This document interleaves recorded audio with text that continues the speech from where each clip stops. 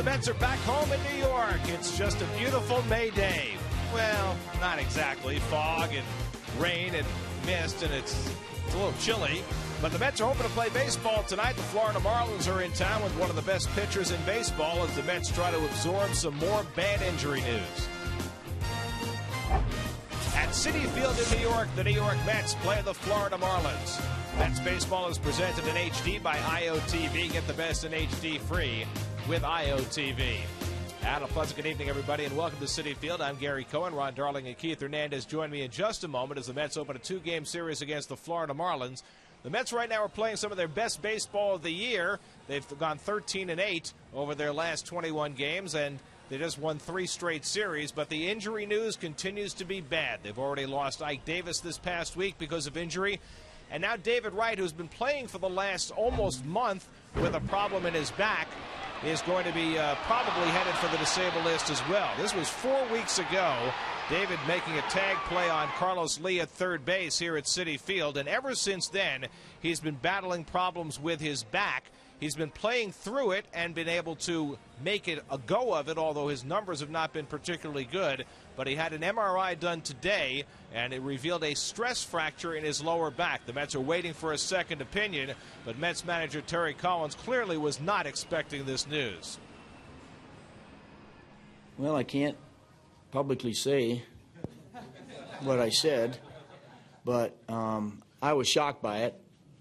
And when I heard about it, and I came into the ballpark today, and the first person I see is David Wright, who is, just as frustrated as anything. And he is without a question the face of this team.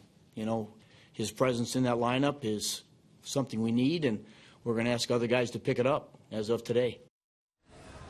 Well, David is hitting .226 on the season, and he was very quick to say that this injury has had no impact on his performance. The question is, do we think that's true?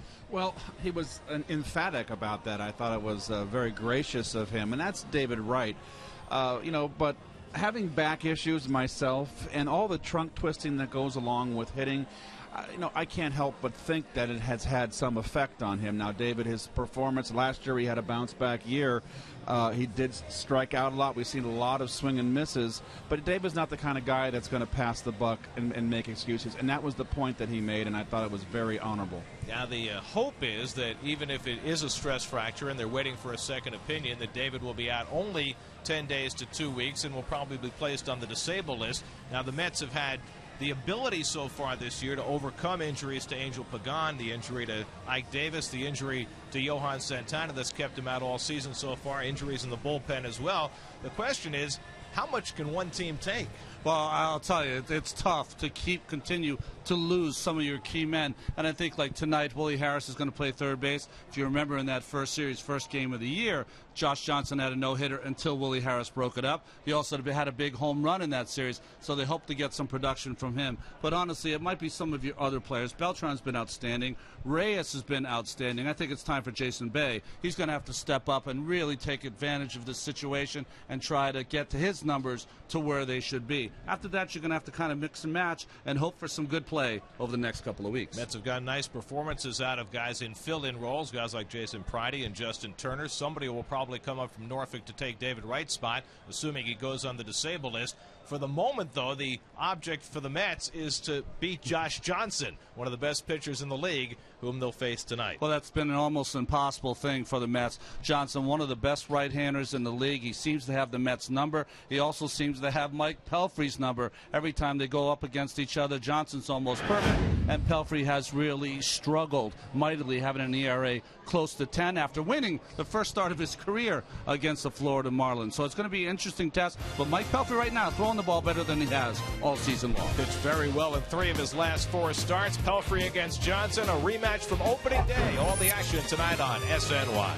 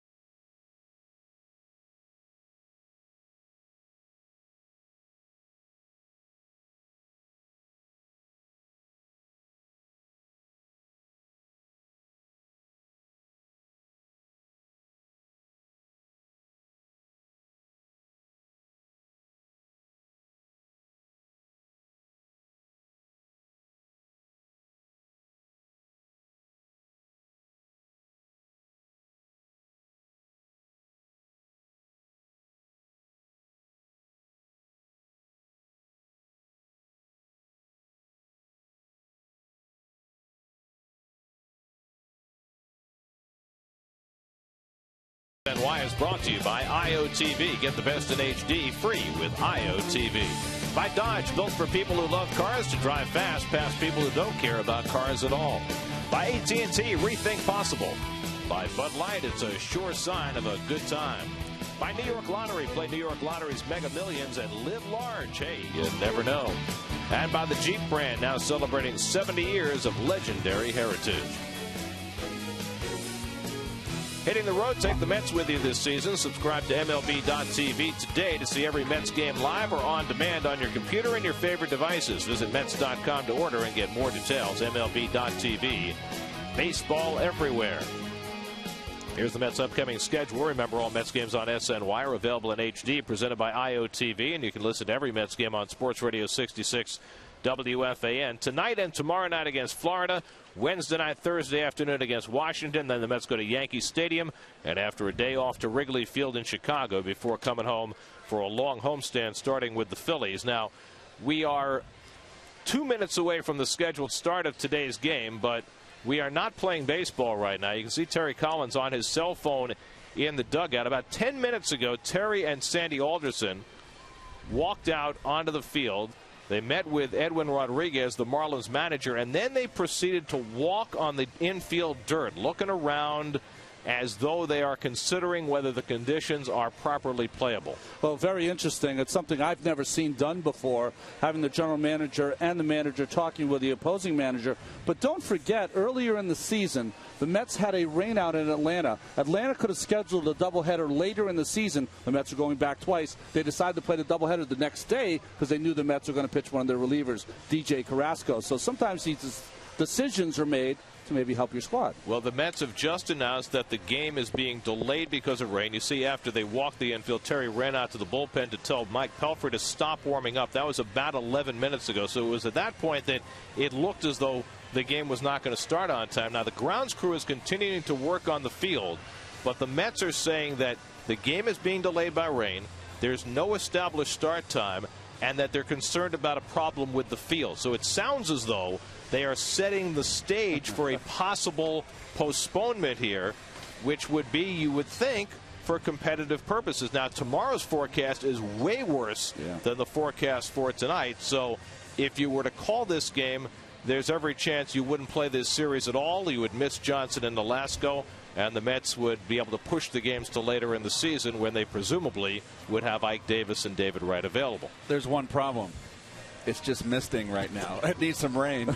But they can play in this. But right now, this game is in the hands of the home team. Now, I don't know what the parameters are with Major League Baseball for them to decide what's a good enough reason to call off the game. But if it's raining at all and they say they have a problem with the field, well, it's called gamesmanship, and there used to be a time they used to water the field sometimes before a game to ensure that you didn't play. So not exactly really pushing that rate there, Keith, as they're taking the time with maybe the instead of the quick dry, might be the quick wet they're putting on the field right now. This is a time when you need Old Shea Stadium when there was no irrigation. I have to tell you, the scene that we saw here about 10 minutes ago is one that I've never seen before. Manager and general manager going over to the opposing manager, going on the field, walking around, manager sprinting out to the bullpen to tell his pitcher to stop warming up. And by the way, Terry also went out and talked to the Marlins players in the bullpen. He spoke with John Buck, the Marlins catcher, to let them know what was going on. Very, very interesting scenario here. Well, the ground crew is after it, that's for sure, on putting all that stuff on there. What's that stuff called, Ronnie? I forget. It's been called everything from speedy dry to whatever. I do know that we had a picture there of Pete Flynn, who's been from the Polo Grounds to Shea Stadium to here. So I know he's seen every scenario that's ever happened in a game. Just to be clear, the Mets have said absolutely nothing about postponing this game. Right now, it's just in a rain delay, and we'll see what happens from here. But considering the circumstances, it's way interesting to see this being handled exactly the way it is. Is this what you saw, we were mentioning before, Gary, that this happened about 10, 12 minutes ago when Sandy Alderson came out with Terry Collins, and they talked with Edwin Rodriguez, and now the head groundskeeper, and discussing not only probably the condition of the field, especially the infield, but also the impending weather. And no one's up. So the game is being delayed for now. It's misting a little bit, not raining hard by any means. The grounds crew continues to work on the field, presumably trying to get it into playing shape, and we'll see where we go from here. We'll come back to Citi Field and apprise you more of the situation as the Mets get ready to play the Marlins in just a moment.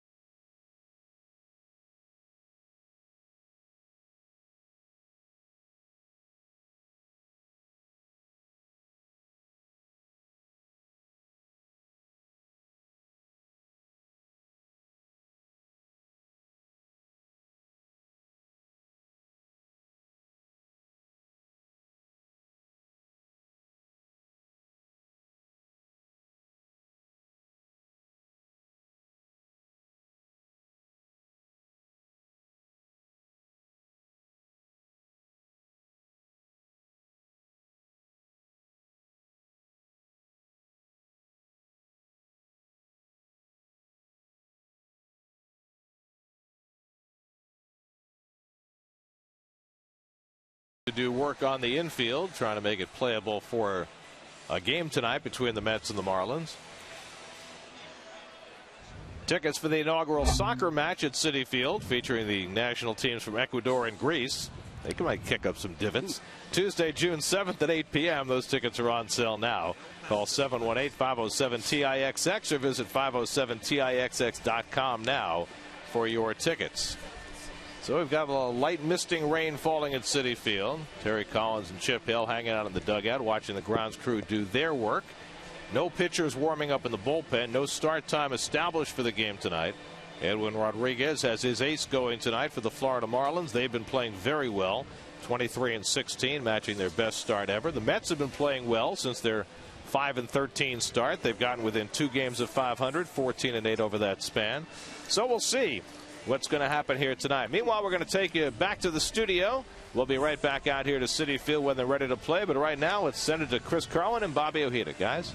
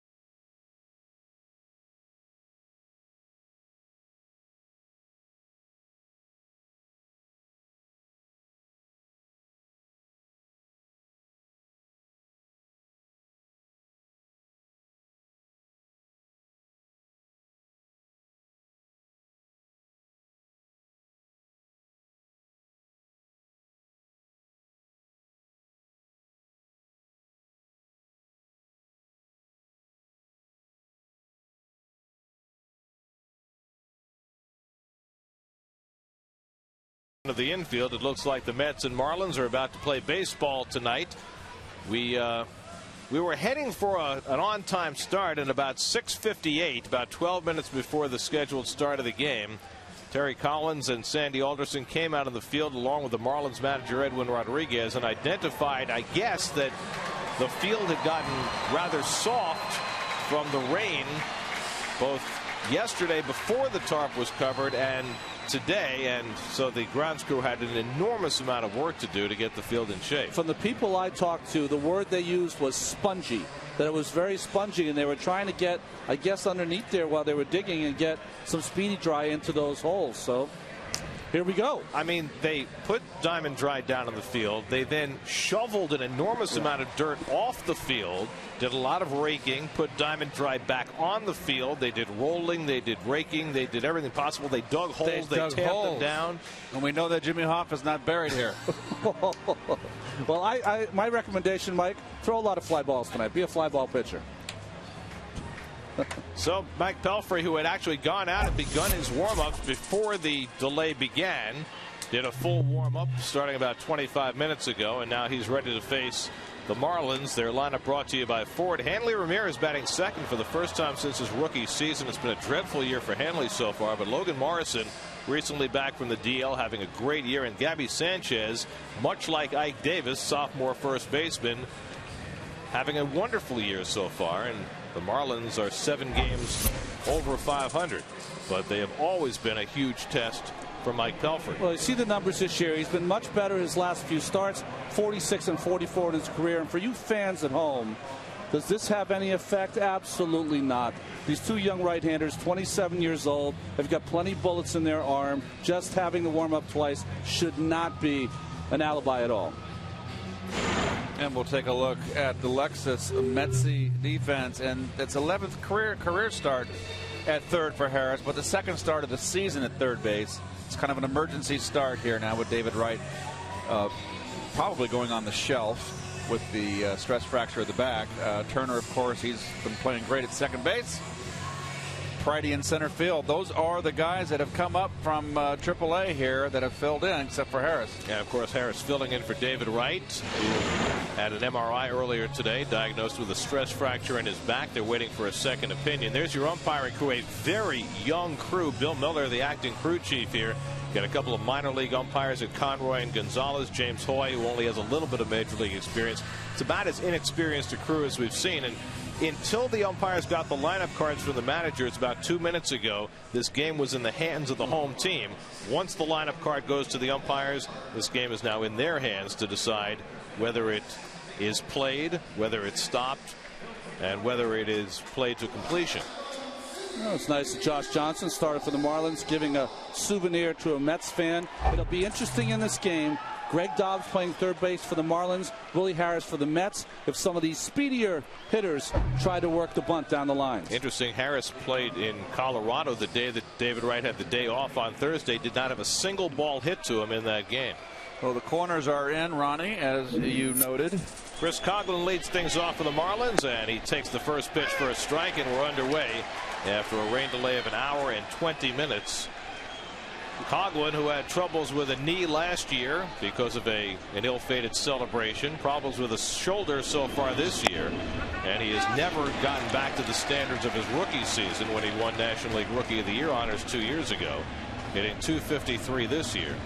However, most of his troubles have come against lefties. He's done okay against right-hand pitching. Hanley Ramirez in an unaccustomed second spot of the order on deck. I do have to say, though, and not the defensive Coughlin, becoming an infielder, starting as an infielder, going to left field, and now in center field, has had to been quite an adjustment. He has done a great job in center for a guy who's been converted to play that position. Well, the Marlins right now, the fourth game of a road trip. They played 3 up in Washington, or down in Washington, I should say. And Coughlin only went 2 for 15 on that trip. That series, that 3-game series. Rookie of the Year, as you see. Dontrell Willis still toiling in the minor leagues these days, trying to make a comeback. How about that, huh? What a mystery. Coughlin pops one up, into shallow center. Easy for Jason Pridey, looking through the mist, and that's the first out of the night. Notice, Ronnie, the first two split fingers that Pell threw. Both balls throw him a little more velocity. With more velocity and also much more movement. But again, getting it out because he came inside and jammed Coughlin. So 1 out and nobody on. And here's Ramirez. 2 years ago, National League batting champ. His numbers went down last year, and they have plummeted through the first quarter of this season. But this is a ballpark and a city where he has always thrived. In his head-to-head meetings with Jose Reyes since Citi Field opened 2 years ago, he's played 16 games here and he's hitting .403. Lifetime .313 hitter. Hitting 100 points lower this year. And he hits it in the air, and Pridey coming into shallow left center to call. 2 fly balls to center, 2 outs.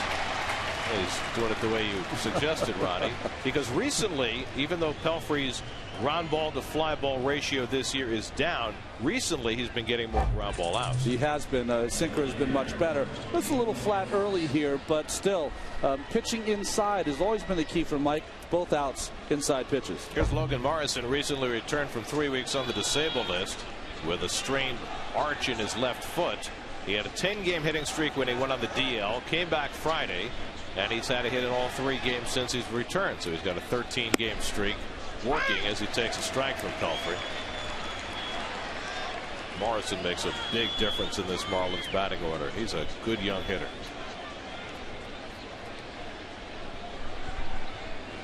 They're going to stay inside. Gets jammed, pops it up. Willie Harris in foul ground, tracking it, and puts it away to end the inning. 3 balls in the air, 3 outs for Mike Pelfrey. Mets come to bat against Josh Johnson in the moment.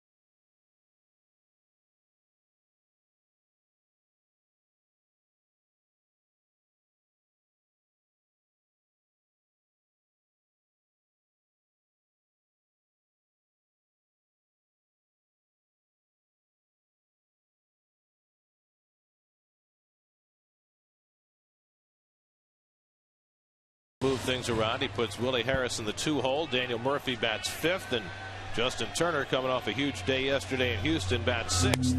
Jose Reyes leads off, takes a strike from Josh Johnson, who is off to a magnificent start. Yeah, well, he's off to a magnificent start this year, but also in his career. And you have to mention his stats against the Mets because they're so extraordinary. 8-1 against the Mets in his career, 2.73 ERA. Mets beat him on opening day here at Citi Field last year, the only time they've beaten him. They faced him on opening day this year in Florida, and Johnson held him hitless for the first 6 innings. Reyes just 5 for 26 on the just completed road trip, has cooled off a tad. Hits the breaking ball in the air to center, chasing Coughlin back a few strides, and he tracks it 390 feet away for the first out. A lot of big ballpark here.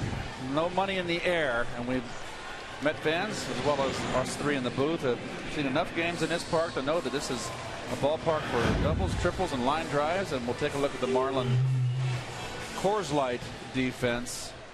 You see the outfield. Stanton has a strong arm out there. We know that Coughlin in center field has had arm issues, throwing issues, starting in spring training. So see if the Mets will take advantage of that. Interesting. 4 of those outfield assists for the Marlins belong to Emilio Bonifacio, who was filling in some when Morrison was hurt. When Johnson threw his 6 hitless innings against the Mets on opening night, it was Willie Harris who broke it up. Willie had a great opening series in Florida. He was filling in for Jason Bay at the time, now filling in for David Wright. Well, mentioning those assists, one of those assists Bonifacio got was in that first series against Josh Tolle. Remember, he took that little wide turnaround first, and he got him at first base. Carlos Beltran hitting third in the order on deck, and Harris pulls one behind the bag. Stumbling grab by Gabby Sanchez, and that's the second out. Well, it wasn't pretty, but it's 3-1 in your scorecard. Right down the line. Just kind of got tangled up there, but nice recovery. You know what's interesting about that ball, though? It took a very sharp right turn. And, you know, maybe we're going to see some of that today, considering what happened before the game. Well, with all the digging and scraping and raking that they did on that infield, this is an infield that almost never produces a bad hop, but if it's ever going to, you figured it was going to be tonight. I have never seen a grounds crew go out there with shovels, flat shovels, and dig holes in the dirt to loosen up the dirt. I've never seen that. Strike one to Beltran. Well, Carlos was hitting third in the order on Thursday in Colorado when he had his 3 home run game, the first of his career. Here we go. That's what I'm talking about. And they did this right around the shortstop area. There was one other area in the infield that they had to dig around. And my feeling is, I guess the dirt was oozy and just caked and compounded, and they had to break it up. I was doing that this weekend, but I was planting tomato plants, so it's a little different. Oozy? Well, don't think of not the gun. That's where I was thinking. No, just a little slang there. It was oozing. Oh, okay. Is that what you're saying? Yes. Okay. I'm just trying to be clear on your gardening terminology. Ball 4 to Beltran, and the Mets have a 2-out base runner. Johnson had walked only 18 batters in 55 innings beginning the night. Josh Johnson and Mike Pelfrey were born 17 days apart in January of 1984. Johnson came directly out of high school into the draft, and Pelfrey, of course, went to college at Wichita State. But they've been in the big leagues about the same amount of time, and Johnson has had an incredible success ratio, even though he had to go through Tommy John surgery a couple of years ago. Here's Jason Bay, and he hits one in the air to left center field, pretty deep. Back goes Morrison onto the warning track, right at the wall. He makes the catch. Nicely done by Logan Morrison. Jason Bay, welcome back to Citi Field, where fly balls go to die. Nice play. So Johnson survives a couple of long fly balls in the first. No score after 1.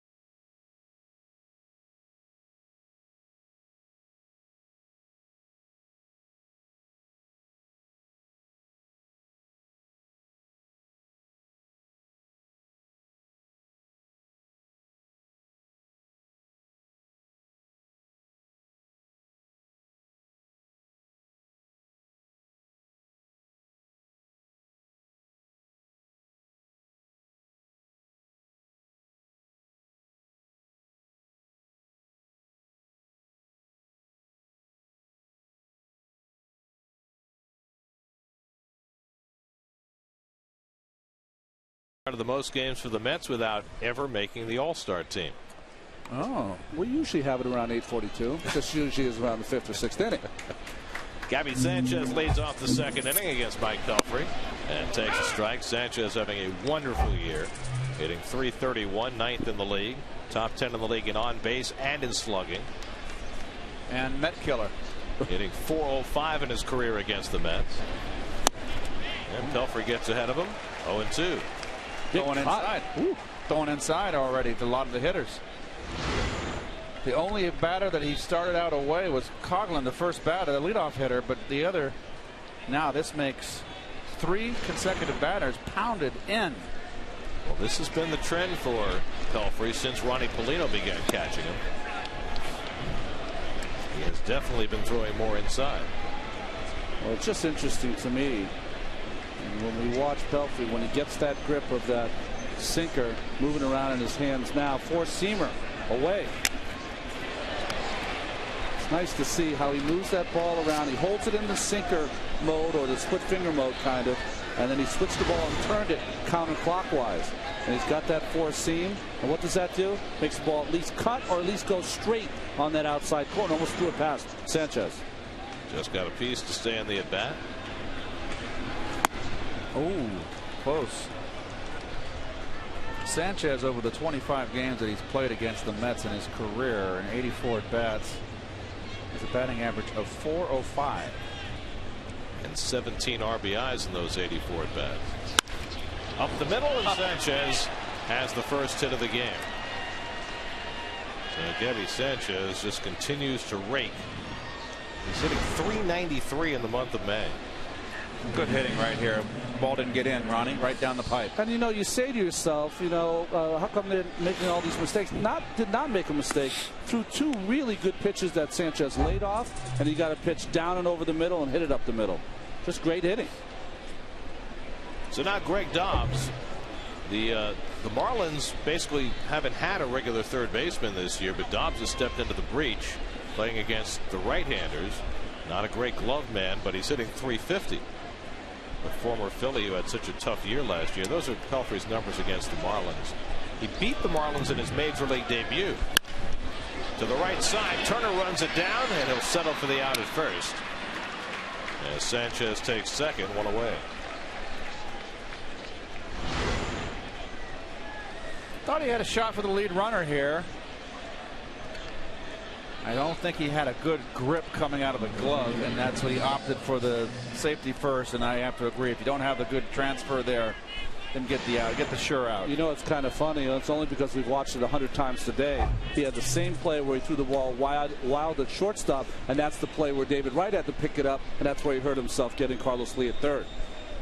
Here's Mike Stanton, 7 home runs this year, but hitting just .246. And he chops one to Harris at third. Checks the runner back and makes the play. So Harris, who didn't have any plays in Colorado, already a couple at third base in this game, and handled them fine. 2 out. Well, nice hop right here to Willie. Nice look back at the runner. Nicely done. For Harris, this is his 11th career start at third base. Played second, he's played the outfield. Stick him just about anywhere and he can do an incredible job for you. Well, here's John Buck, who was Pelfrey's main nemesis on opening day. It was a scoreless game until Buck launched a grand slam that pretty much set the tone for the afternoon. There's no truth to the rumor that all those home runs and RBIs were against the Mets in that first series. Literally, 5 home runs, 19 RBIs.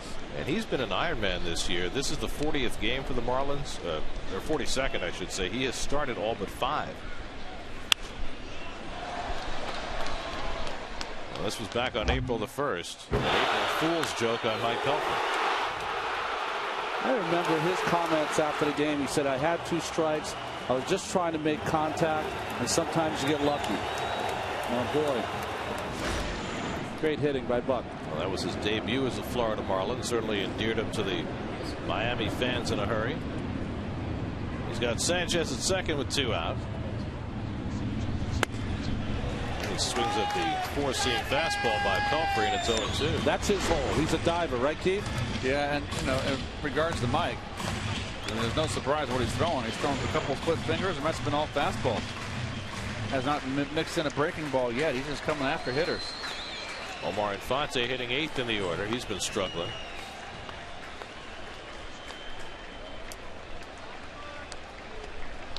Oh, and 2 to John Buck.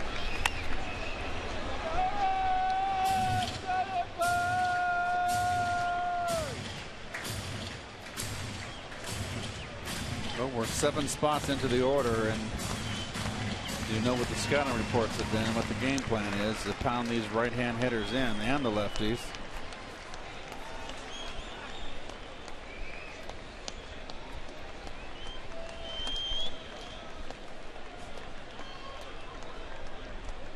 Again, the 0-2. A ball and 2 strikes to Buck. First breaking ball he's issued this game. I think that was just a show me pitch, Keith, to come back inside again. But he's got 2 ways he can do it. Still has some pitches to play with. He can come back high with that fastball or throw that split finger down and in, but you got to bounce it.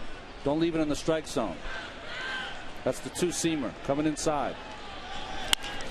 Bounce to third. Another chance for Willie Harris. And he makes the toss low, but Murphy digs it out on a hop. And that ends the inning. Leadoff hit and 1 left. Mets come to bat in the bottom of the 2nd with no score.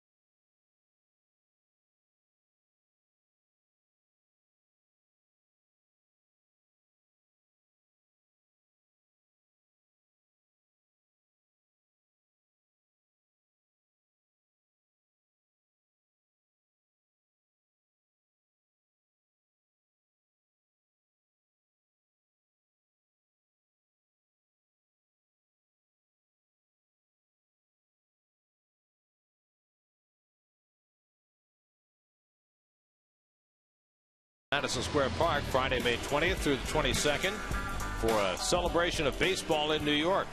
Delta will be hosting 3 days of baseball activities and events, including live viewings of the Mets-Yankees Interleague Series, celebrity appearances from current and former New York baseball fan favorites, and amazing giveaways.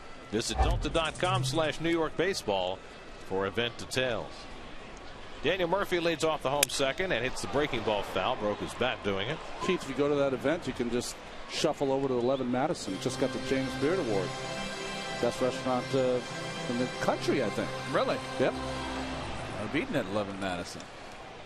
Do I have to watch the whole game, or can I skip out in the 4th inning and go eat? What do you think? You come Saturday and get a drink from me and Ron at Foley's for celebrity bartending for charity. Out to center field and drifting over is Coghlan.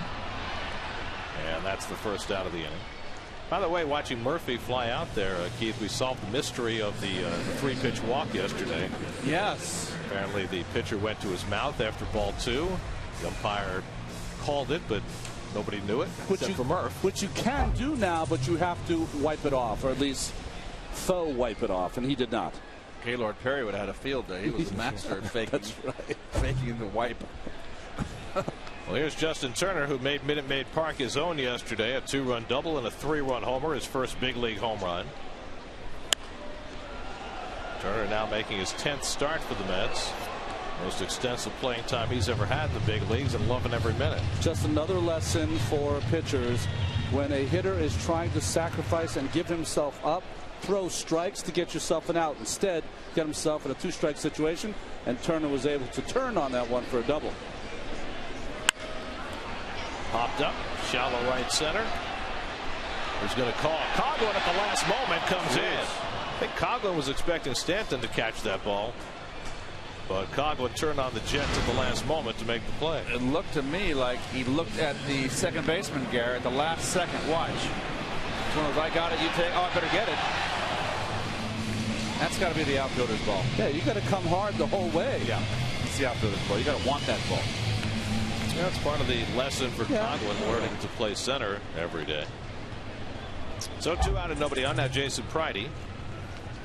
Friday making his 17th start. He's cooled down a little bit, but had a couple of doubles in Houston, including a pinch double that provided some insurance in Saturday's win. He broke that 0 for 15 on that double.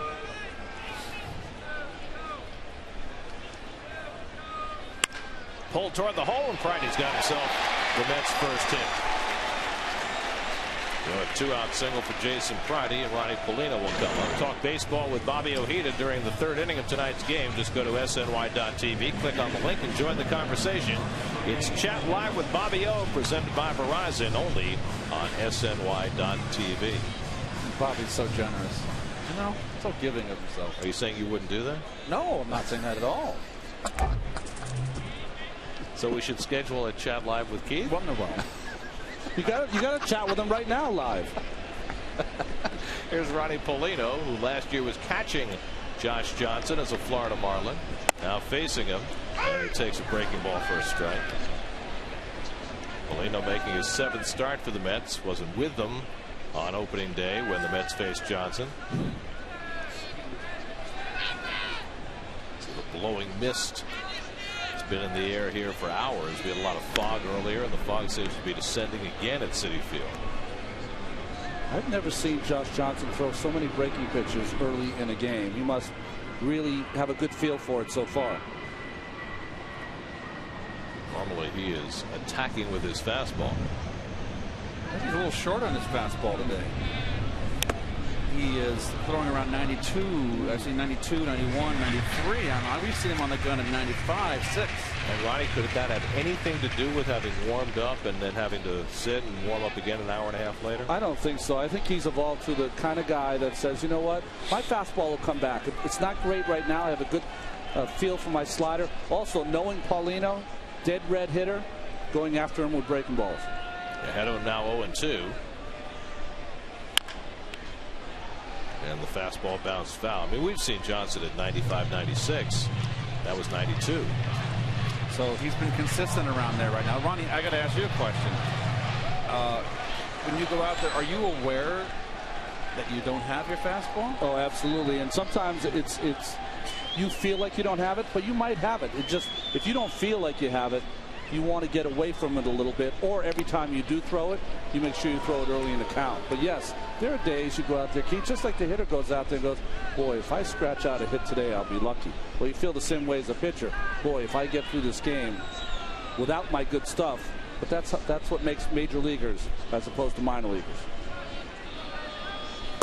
Oh, where's that pitch? I assume Bill Mueller saw that as down. Let's take a peek.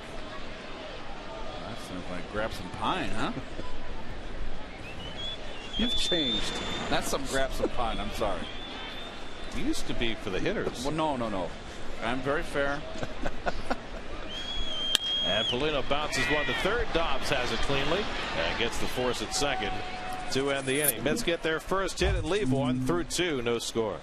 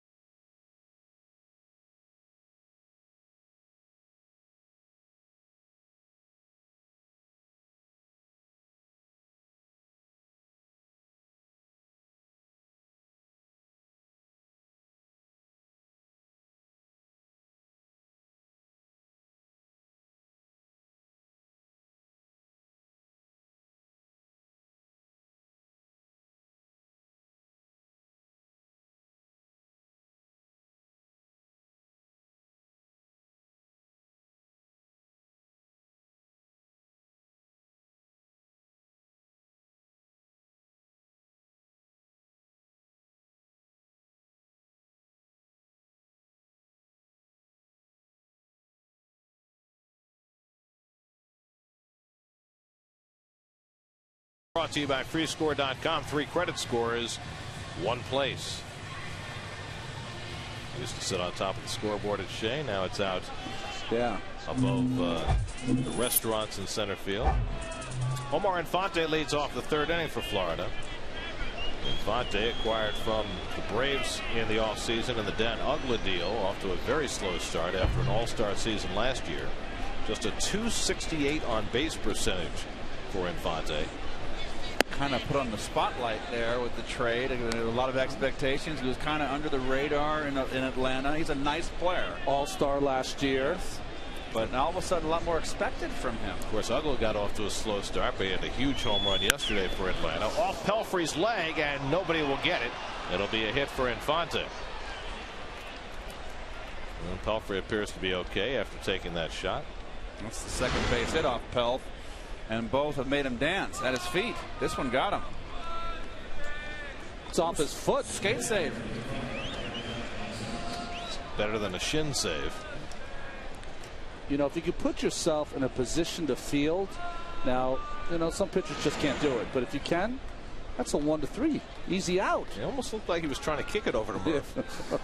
Yeah, the redirect. And then Murph would have thrown it behind his back, probably. See the corners in. Harris playing very aggressively in. Johnson 3 for 18 at the plate this year, has 3 home runs. Right-hand pitcher, but left-hand hitter. And Harris is playing very aggressively. And don't forget that Josh Johnson knows what he's doing with the bat. He can swing the bat. He has 4 runs batted in already this year. Look how big he is. That's a great shot. And you forget Paulino's huge too. And he makes Paulino look miniature. I mean, Johnson is listed at 6'7", 248, and he is every bit of that. Willie Harris goes about 5'9". Even though he's in the foreground, he looks that's right. like a miniature. He looks like a left-handed Frank Howard up there. Right in front of the plate, Paulino's going to second with it, and he gets the force play. Beautifully done aggressively by Ronnie Paulino for the first out. Well, nice play by Paulino, pouncing on this ball just right in front of home plate. Pelf gets down to get out of the way of the throw. Nice play. That's one that catchers make like an infielder. It's a beautiful athletic play. So 2-6 on the force play. Johnson now has to run at first. No jacket. Love it. I mean, it's in the 50s. It's misting. It's blowing. We just said he's 6'7", 245. Doesn't mean he doesn't get cold. It's Chris Coghlan. He hits one out to right field, and Beltran drifts back. And that's the second out. Isn't it nice that on a wet night, the Mets didn't have to think twice about Carlos Beltran being in the lineup? Right. I mean, think as recently as a month ago what the debate would have been like about whether he should play on a cold, wet night. Well, all hands on deck now, especially with the threat of David having to go on the disabled list. You have to play every day, and that's, as you know, Keith, as an everyday player, those things happen sometimes where you know what, we're shorthanded, got to play every day. But, you know, Beltran has been feeling so well that it's not an issue anymore. Yep. Here's Hanley Ramirez, who flied to center his first time up, and he hits one in the air. Out goes Turner to make the call as he backpedals, and that retires the side. There's David Wright rooting on his team in the dugout. Mets will come up in the bottom of the 3rd, no score.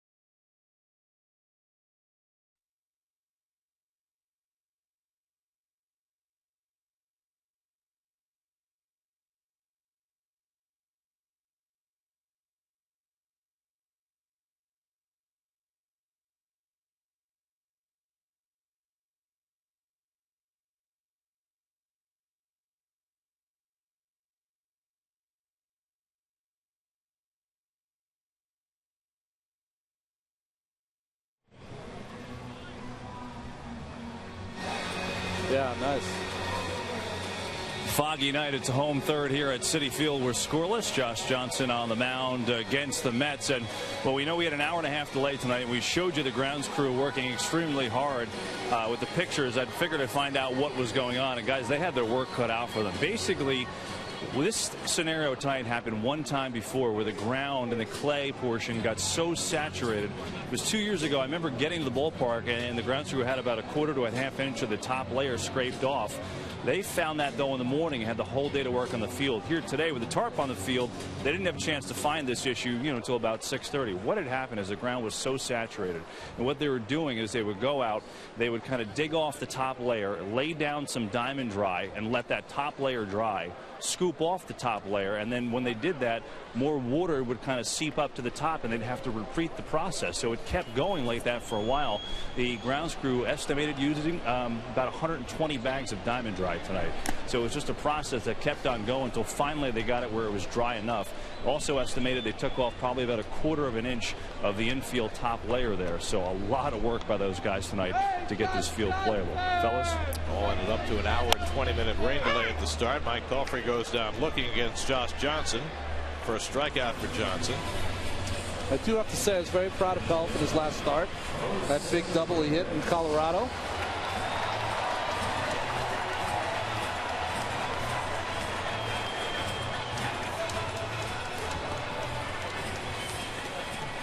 Now Reyes, who flied to center his first time up. Reyes, like most of the Mets, has not had much luck against Josh Johnson. It's this one right past Johnson, and it creeps through for a base hit.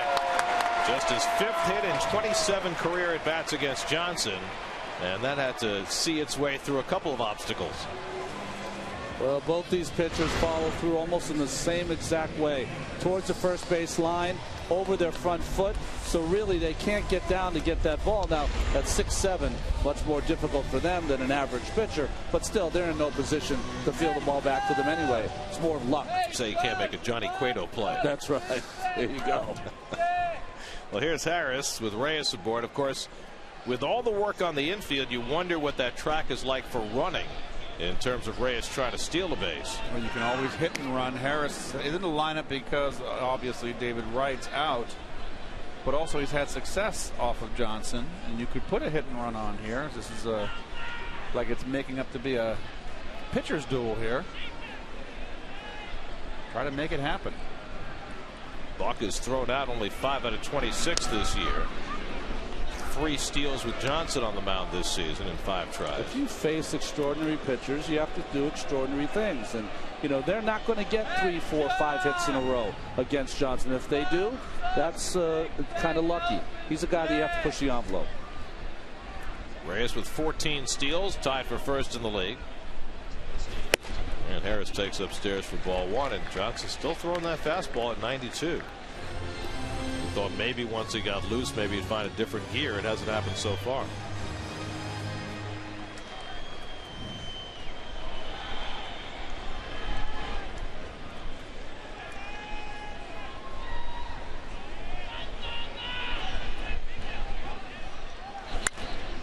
Harris lifts one behind third.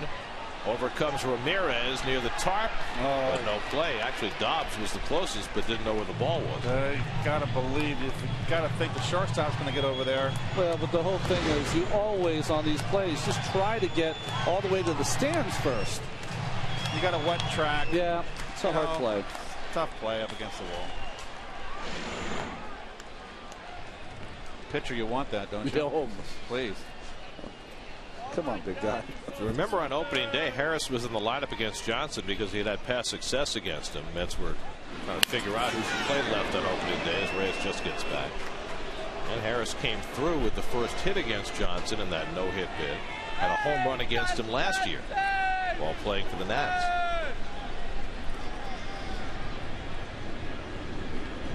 Reyes stole second and third in the game yesterday in Houston.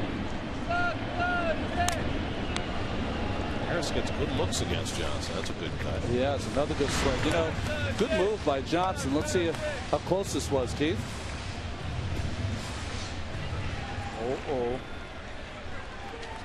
No, his hand was already on it, though, it looked like. But still, for the umpire, the call is is that if the tag is on the backside, you figure the hand is in before. Chris Conroy, a young umpire at first base today. 1-2 to Harris. Now 2-2. Now you watch Reyes take that lead, and you're probably wondering, he has his left hand on his knee or his thigh and his right hand out. And while base stealers are taught, that right hand kind of, you rip it towards second base, and it kind of propels you quicker to get to second base. So one hand on your knee is fine, or on your thigh, and that right hand down gets you ready to propel to second. Harris with a good eye, works the count full. Johnson has walked 1 today. In close right fielder Stanton, not playing deep at all. The outfield very shallow. Got a run here, right, Keith? Oh, absolutely. 3-2 and 1 out. Got a pretty quick snap move. He does. For a big guy. The one thing, though, if you watch, he's got a good snap move. If he hasn't come to the set, does not have a good move once he comes to the set. That's when you can start to get your lead, or a good jump.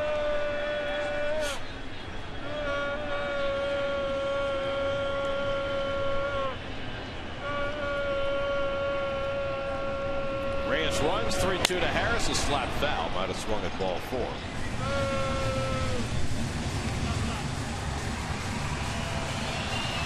You know, it's interesting because of the former leg injuries for Reyes.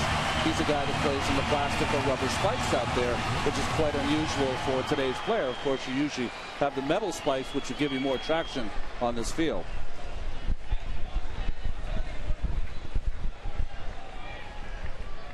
Do you get guys who would go to a longer spike on a day like this? Or is that just a football That's thing? A football thing. The Bears against the Giants. Again, Reyes runs, and Harris takes call, third strike. Buck's throw is high. Reyes steals the bag, but almost went to a stop on that wet, gooey infield. 15th steal for Reyes. Well, as Ramirez came down on top of Reyes' neck. You know, the problem is that Reyes, about 20 feet short of the bag, for some reason slowed up. So when you slow up like that, it's going to be hard to steal. Yeah, you're lucky you didn't get spiked there. Well, Ramirez has the metal spikes. There's the rubber cleats. This is a game where you don't want, if you've worn out your spikes, because your metal spikes will wear and rub down, get nubby. You don't want to wear those spikes on a day like today. You want to put your good ones on. So Reyes in scoring position for Beltran, who takes inside for ball 1. Beltran walked his first time up. Each team with 2 hits.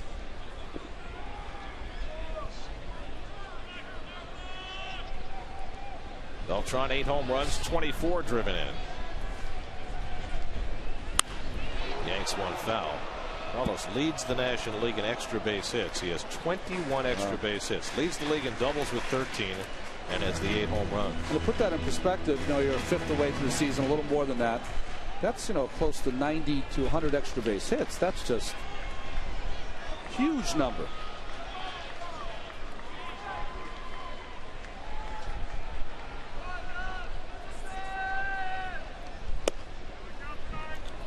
Two and 1 to Carlos.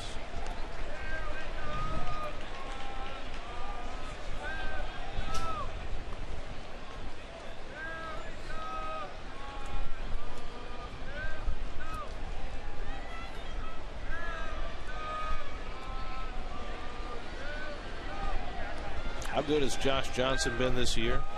8 starts. In 6 of the 8, he's allowed 1 earned run or less. I like his hits to innings pitched. 32 hits and 50 coming in. 55 and a third. 32 hits. He had a stretch at some point, Gary, where his first 4, maybe 5 starts, he had not given up a hit through 4 innings in every one of those starts. The entire month of April, he made 6 starts. In the first 3 innings of those 6 starts, he allowed 3 hits. Wow. 3 for 57. You wonder how he's 3-1. Well, his last 4 starts, he hasn't won. He's had 1 bad start. He gave up 5 runs. The other 3, He's had no decisions. His earned run average in those last 4 starts is 2.22, and he's 0-1. And he won 11 games last year, and the bullpen blew 8. So 2-1 to Carlos, and he pulls it foul. Well, this is one of the things, Ronnie, you bring up the Marlin bullpen. They made a philosophical decision to improve the bullpen, and they went out and got a lot of people from the Padres. I mean, they got one guy down on the DL right now who I love, but they've got a good solid bullpen going right now. Their closer Leo Nunez leads the National League in saves. Beltran hits it on the ground, and Infante grabs it to end the inning. Third inning brought to you by freescore.com. 3 credit scores, 1 place after 3 at Citi Field. Johnson and Pelfrey matching zeros.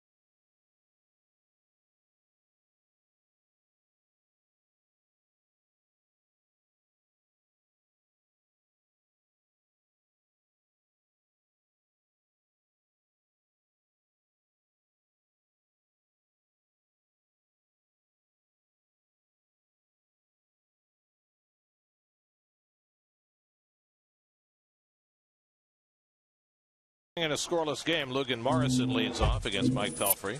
Morrison fouled out to third his first trip, checks the swing, takes the splitter, and it's no swing. Manny Gonzalez, another young umpire, the third base umpire. I'll reiterate what I said earlier. This is about as inexperienced a major league umpiring crew as we've seen in a long time. Home plate umpire Bill Miller, the only guy with any experience of note. Gabby Sanchez on deck, and then Greg Dobbs. Pelfrey behind in the count for a rare time so far tonight. He has been very sharp. And Morrison lifts one to left, and Jason Bay right there. Through the fog, 1 away. 1 out and nobody on. Gabby Sanchez coming on. Let's check in with Kevin. Now, guys, is talking to Mike Pelfrey about his relationship with Ronnie Polino. You know, for whatever reason, it's working right now. Terry Collins told me before the game it's working. I don't plan to change it, so it looks like Polino will be catching Pelfrey for the immediate future. Pelfrey said, you know, the one thing that I really like about him, he's really brought up some interesting things in meetings. He points out little things that have helped me. You know, example in Colorado, you know, he's telling me, hey, don't be afraid to throw inside against Helton. He'll pull it foul a lot. He'll hit it, but he'll pull it foul. And sure enough, he hit a line drive, deep foul, and Polino looked at him and said, hey, see, I told you, you know, let's stick with the plan, that type of thing. So those little things behind the scenes that have worked, and Terry said he's going to stick with it, guys. What's your feeling about matching up pitchers and catchers, Ronnie? You know, I've always felt personally when I was out there that I didn't pay a lot of attention to that kind of stuff, because you would think, you know, most of the time it was Gary Carter anyway, so you didn't really have to worry about it. But I think you can fall into a bad place if you're a pitcher and you feel like you have to have a certain catcher catching to be successful. You know, you got to feel that your own confidence, whoever's back there, I'm going to win the ball game somehow, some way. So can't fall into that trap. But I think, you know, it's always important. You know, Mike was struggling. You get a new face back there in Paulino, a guy who knows the league. He's a veteran catcher. And sometimes all it takes is having one good game with a catcher, and you get that instant kind of rapport. And I think that's what's happened to them. You know, whether it's a long relationship, we'll see. Swing and a miss, and Sanchez is down. First strikeout for Pelfrey. It would seem to me that when you run into more trouble, as you look at the pitch to Sanchez, a little cutter from Pelfrey, that it would be more of a problem if you get in a situation where a pitcher wants to be matched up with a guy who is a strict backup, like was always the case in Atlanta with Greg Maddux. He always had the backup catcher rather than Javi Lopez, because generally that backup's not going to be as good a hitter. If you get to postseason play, that becomes an issue. It was the same thing with the Yankees last year with Burnett.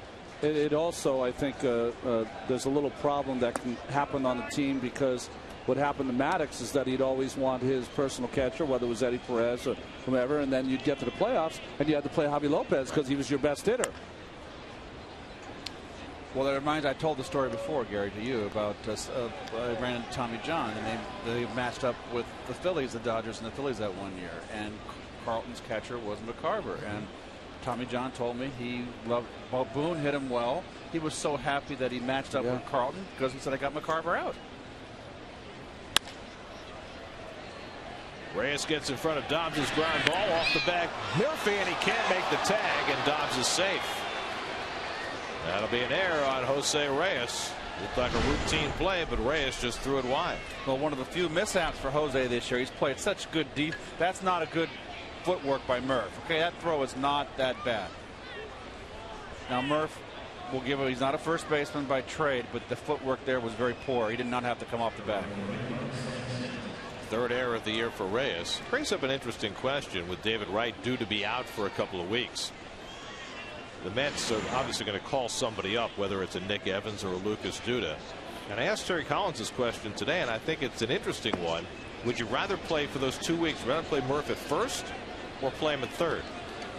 Well, and I think his answer is that Murphy hadn't played third base in the major leagues. I don't know if that's true or not, but also you don't want to short yourself in two positions. Murph has been moved around a lot.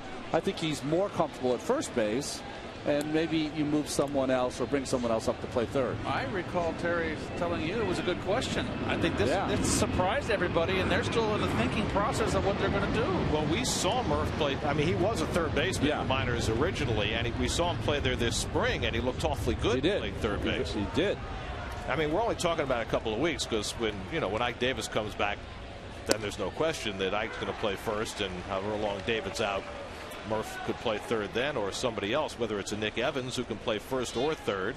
He might get the call. Could be a Lucas Duda who comes up who could play first, and then you could move Murph over to third.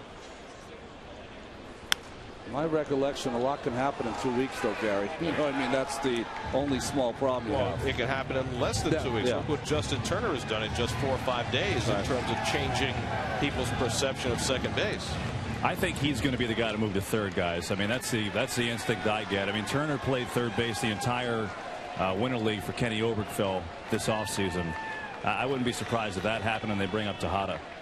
Well, that would be interesting, too. Of course, that shorts you a little more offensively than bringing up an Evans or a Duda. Now, Duda's got a back issue still that's lingering. And the other guy, Zach Lutz, who probably would have been called up, has had a hamstring injury for a couple of weeks. So I don't know that there's a clear-cut, corner guy. Nick Evans would be the only guy. 2-2 to Stanton, who bounced out to Harris his first time up. And Harris is playing right on the line against Stanton. I mean, like it's the late innings. Yeah, the Mets have done this. David's done it too when he's been in there. They are favoring playing the lines with 2 outs. Interesting play. Just opening up, making it easy for a base hit to left field. Now Dobbs will run. 3-2 to Stanton is outside ball 4. So after Pelfrey retired the first 2 here in the 4th, looked like he was through the inning, but Reyes made the throwing error. And now 2 are aboard for John Buck. And of course, this is the guy who ruined Pelfrey's opening night. Well, these are the little things that certainly don't show up on the box score. You know, Pelfrey should be out of the inning. We're talking about all these extra pitches that go on the pitch count because he's not out of the inning. Well, they pounded Buck inside, up and in the first at bat. Let's see if they're going right back in. And I agree. You got to crowd this guy. And he missed on the other out over the plate there. Buck rounded out to third his first time up, and as was the case with Stanton, Harris really hugging the line at third base. And you know, it's different when you have a runner at first and you're hugging the line. You're preventing the double that might score a run. You do it here, you're opening the hole. They could bring home a run. Well, it's definitely a question we're going to have to ask tomorrow. But I think that with Harris, a new third baseman, playing this way, this is definitely a philosophy the Mets are employing this season. It lined and caught by Harris. Side retired. Well, he was on the line, and Buck almost got it through the hole, but Harris, with his athleticism, able to soar through the air and take a base hit away to save a run. Nicely done by Willie Harris. That's what he used to do against the Mets.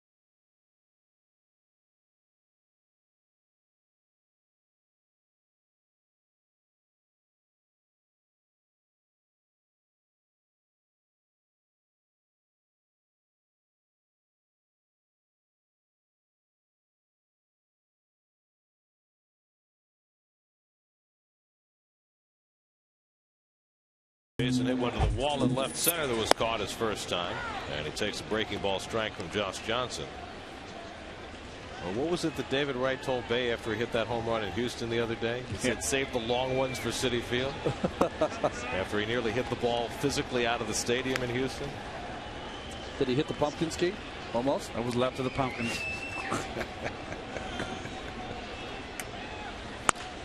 Tapper on the ground. Hanley Ramirez running around it and throws on the move. Not in time. Infield hit for Jason Bay. Well, Bay always hustles. He beat it.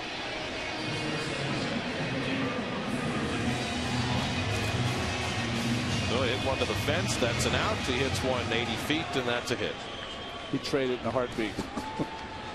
So the Mets have their third hit off Josh Johnson. First time they've had the leadoff man on, and now Daniel Murphy, who flied to center his first time. And Bay can swipe a base if you're not watching. Bay is another one of those guys that picks the right time to steal and doesn't pull the wool over Johnson's eyes. Murph's been a little bit of a spunk lately. Looking a little bit uncomfortable at the plate. Hitting at 245 on the year. Slashes one foul. Well, here's the error with Jose, which I said should not have been an error. It was a bad footwork by Murph coming off the bag. Chip Hill consoling.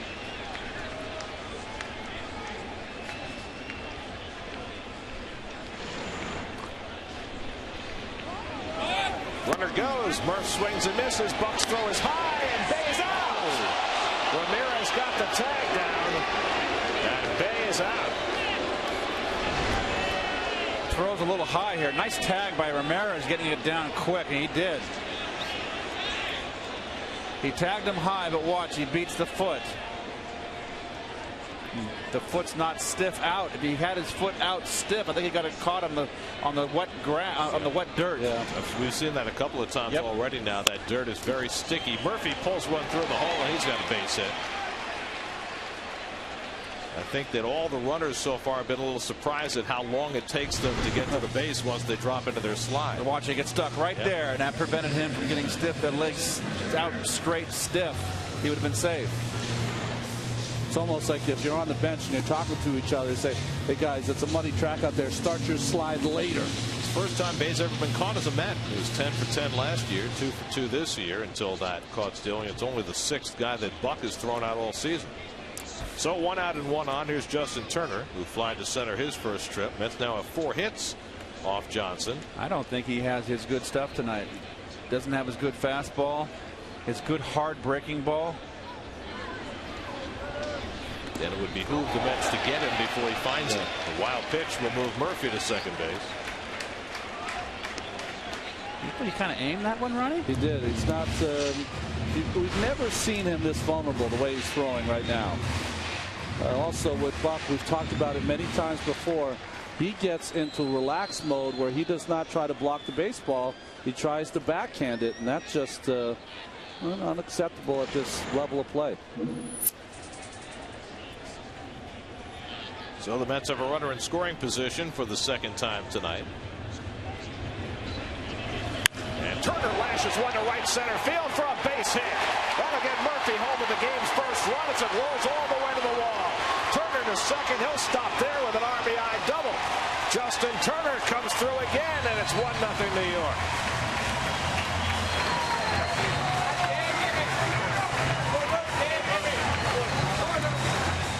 This kid is living large. Yes, he is. 5 RBI yesterday. I've got a hanger right here, and he didn't try to do too much with it.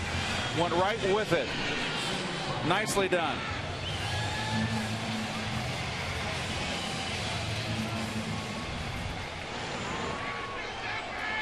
Turner's third double, his 10th run batted in just 41 at bats. Of course, he had 5 yesterday. So Turner at second with 1 out. And here's Pridey, who snuck a single to right his first time up.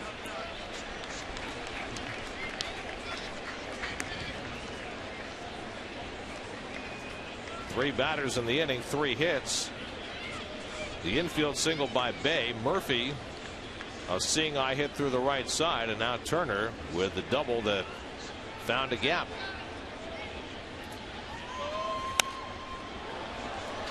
1-1 to Pridey. 91 on the fastball from Johnson. We've seen his slider at 91. Yes, he just doesn't have it today. But you know, you guys were talking about the speed, but even more importantly, whenever we watch Johnson, where does he live? Always lives right on the knees, and that is not the case today. Mets have only beaten Johnson once, and that was opening day here at Citi Field last year. He's 8-1 lifetime against New York. Chopper, and Infante comes in to play the easy hop. Pridey retired. Turner goes to third. Now 2 out. And we'll see whether they walk Polino here or go after him with Pelfrey on deck.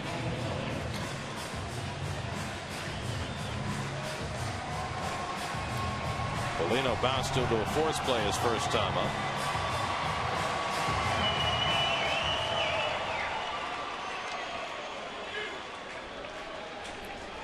Buck looked into the dugout 3 times before he went into his squat.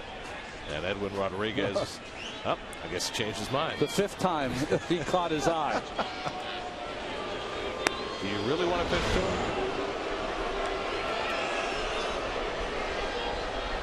That's 4. Well, watch out, because we saw a team win a game this past week on a Wild pitch on an intentional walk. It was the White Sox beating the Angels. I think Kevin Jepson was the pitcher. That was he. And Mike Pelfrey, if I recall, in Colorado, got a nice little double to the opposite field. Right. So we'll see if Pelfrey can come through with the bat again. There's one hit this year. That was that 2-run double. There are the numbers for Johnson against the Mets. Of course, he hasn't done badly against the rest of the league. He's 48-23 overall. So it's not like the Mets are his only victim. And his career ERA is 2.99 coming into this start. Exactly.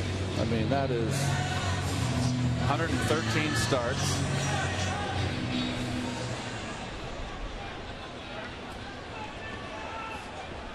So now Pelfrey with first and third and 2 out.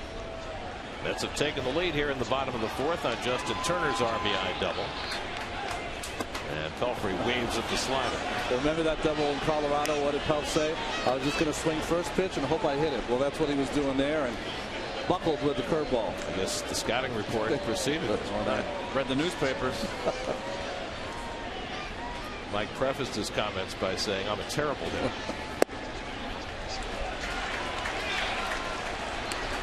Last year, Josh Johnson led the league in ERA, and he leads again this year, even better at 1.63. You still get an award for being the ERA leader, right, Ronnie? I don't think so. No. But I know there used to be when you were the ERA. I don't know what. It's a sponsored kind of item. I think it's a handshake. It's 1 and 2. You know what you get? Another 0 on your paycheck. That's what happens. I know. Well, it's at the end and not at the beginning. Three straight breaking balls to Pelf. You respecting Pelf's hitting ability? He's going to get a fastball away right here. Well, Jason Hamill threw him a fastball. Johnson not doing that. 4 straight breaking balls, and it's 2 and 2.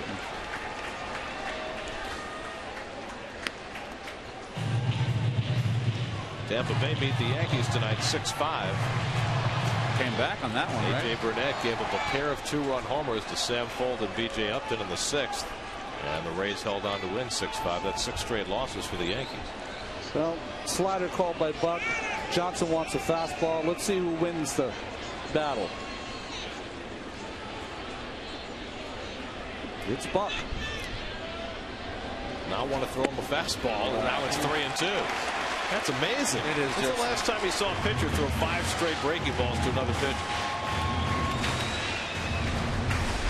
You got to throw one here because Pelf's be looking for a fastball. 3-2. This is just unbelievable. Give Pelfrey credit. He's laid off all those sliders out of the strike zone.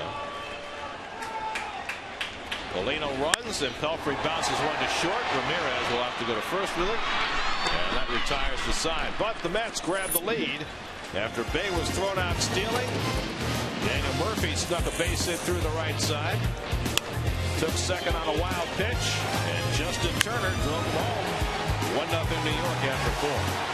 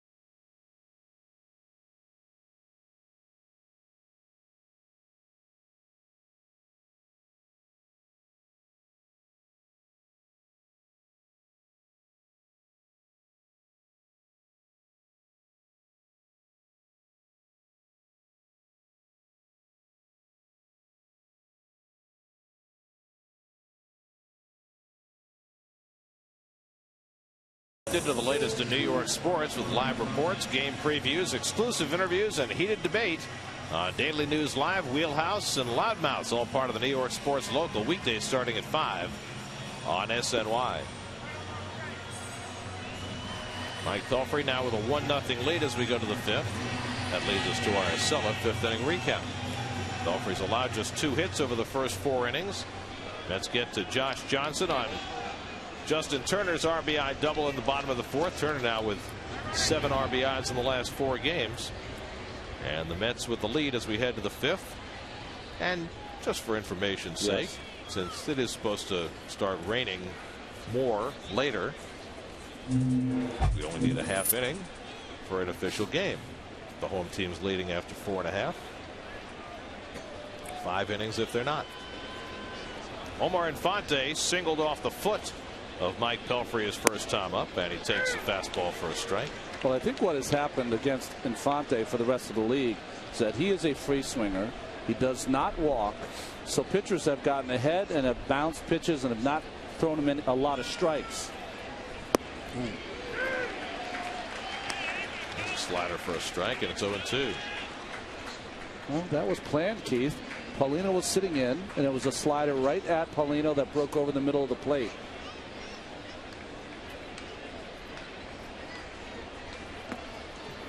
Well, it's been fun to watch Pelfrey over these last 4 or 5 starts, throwing a lot more strikes, really attacking hitters in a way that we didn't see early in the season. And there's a calmness, isn't there, when you're watching him pitch now? And there was a freneticism while watching him pitch before. Now, calm and just executing his pitches, and I think he's really given most of the calling of the pitches to Paulino. You know, guys, he called his start 5 starts ago, Atlanta, a real eye-opener for him. And I asked him why. He said, you know, I got to the bench at one point. I was throwing my fastball great, and I realized it was the only pitch I was getting over for strikes. So, you know, I just sat there and looked at the film after that, and I dialed it back just a little bit the next start on some of the other pitches, and it really helped. I really started to kind of get the feel a little bit for my secondary pitches after that, and he feels like that's been a big key for him. I think also that the burden of being the #1 guy has kind of worn off as Infante hooks one through the hole, and he's 2 for 2. You know what I mean? I agree. I mean, he had so many months to think about being the opening night starter and facing Josh Johnson and facing the other #1 starters. Now you've gotten into the season, and everybody's kind of fallen into line, and there's no #1 guy anymore. And all the thoughts of Santana down, and I'm the #1 guy. Yeah. He does look like it just took him a while to get into the groove of the season. Johnson bunted into a force play his first time. And he bunts one hard back to Pelfrey. He has a play at second, but he turns it down and goes to first. Wisely. Infante really scampered. Sure did.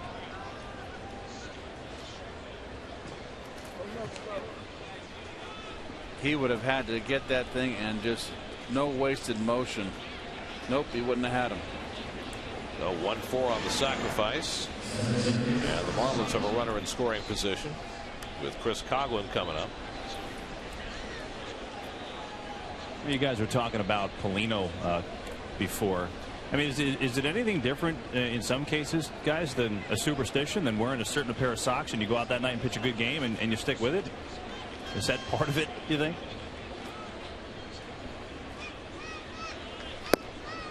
Yeah, I think just Pelf was, like Gary said, I think he's just lost, and that happens sometimes during a season. And I think you know, you have a good effort with the catcher, and it works, and you go as long as you can go with it. And also with Paulino, you've got a guy that can hit also. So I think also the one thing Ronnie brings to the table is he's been around the league a few times. He knows the hitters a little better. Tolle is obviously still learning. It's his first time and a half around the National League, which is, you know, something he will accumulate as he catches more and more. 1-1 to Coughlin, and he hits it off the fists out to right center. Over comes Beltran with a dive, and he's got it. Infante trying to get back, and he's doubled off to end the inning. Beautiful catch by Carlos Beltran across the wet outfield. to make the diving grab and turn it into a 9-6 double play. Yeah, he's just fine. With a splash.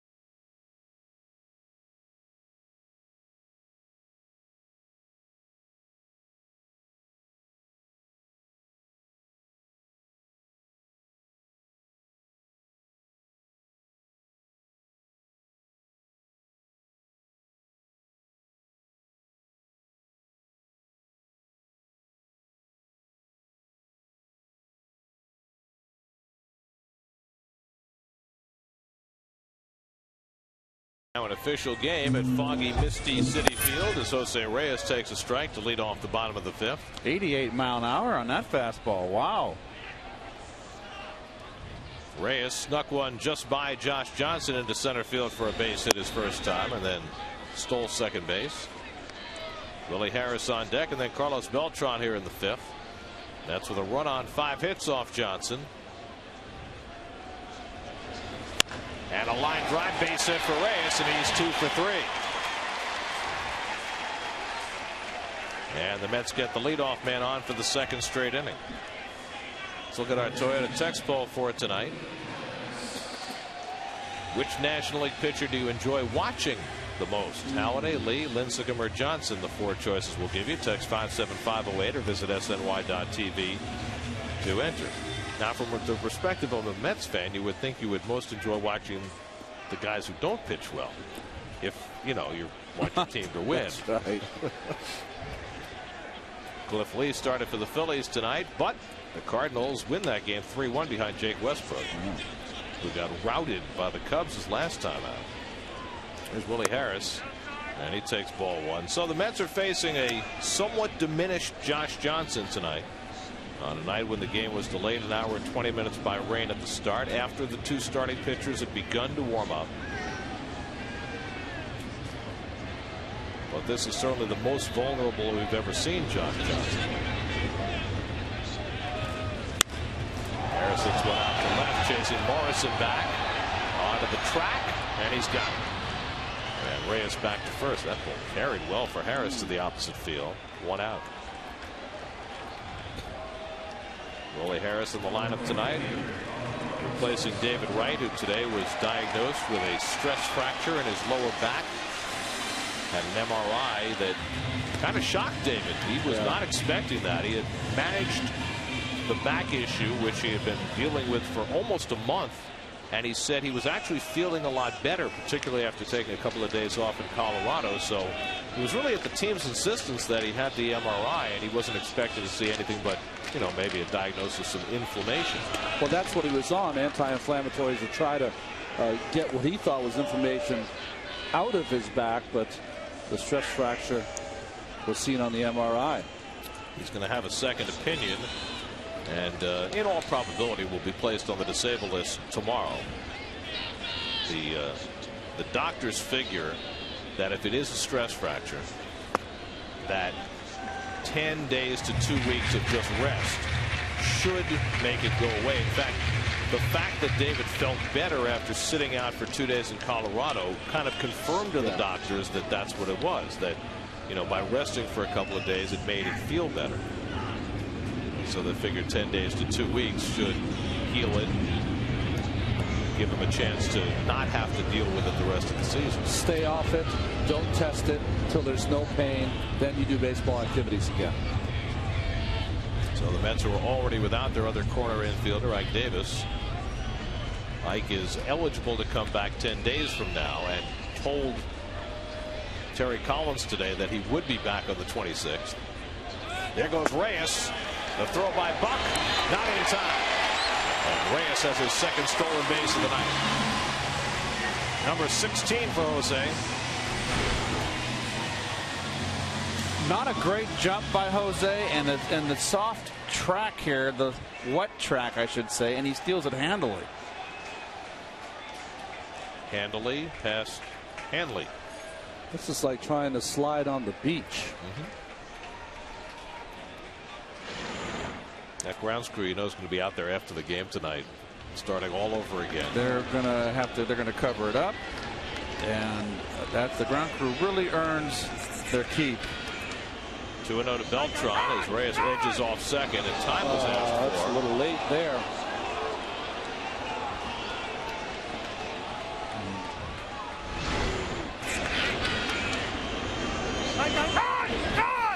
That's very interesting. What happens is, you can explain it more, Keith. You'll keep your eye on the pitcher, but you're saying time to the umpire. Exactly. Verbal command. No, not command. Yeah. Request. Just in case he doesn't give it to you. Exactly.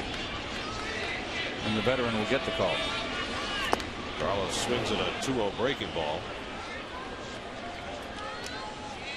Second straight game where Reyes has had 2 stolen bases, but he's picked up the pace a little bit. Now leads the league with 16.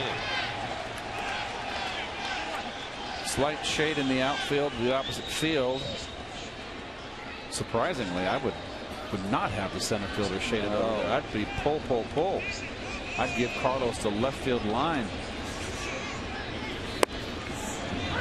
Figure if you're going to play him that way, you pitch him that way. Oh, but they're not. Carlos has become a pull hitter more in his prime, and you know Stanton's playing awfully shallow.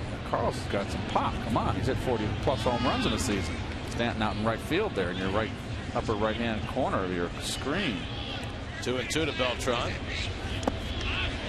The slider at his feet, 3-2. I sense Johnson kind of fighting himself a little bit, Ronnie. He cannot find it, and you can see his body language. I think also here, Keith, I think he feels he's in the part of the game where he cannot allow another run. He's got a base open. Oh, see, he's talking to himself. He's got a right-hander up next. Doesn't want to give. I think coming into this game, walking Beltran his first at bat, he's identified Beltran as the man not to beat him in this lineup. 3-2 now to Carlos.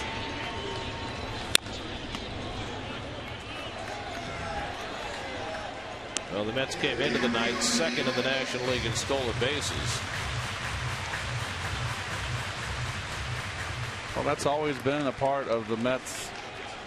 This Mets squad's weaponry offensively, the ability to speed at the top, particularly with Jose, and with Pagan in the lineup even more so. But obviously Pagan in the DL. Off the hand of Johnson, Reyes racing for third. He's going to stop there as Ramirez runs it down, and Beltran safe at first. And now let's see if Josh Johnson is okay.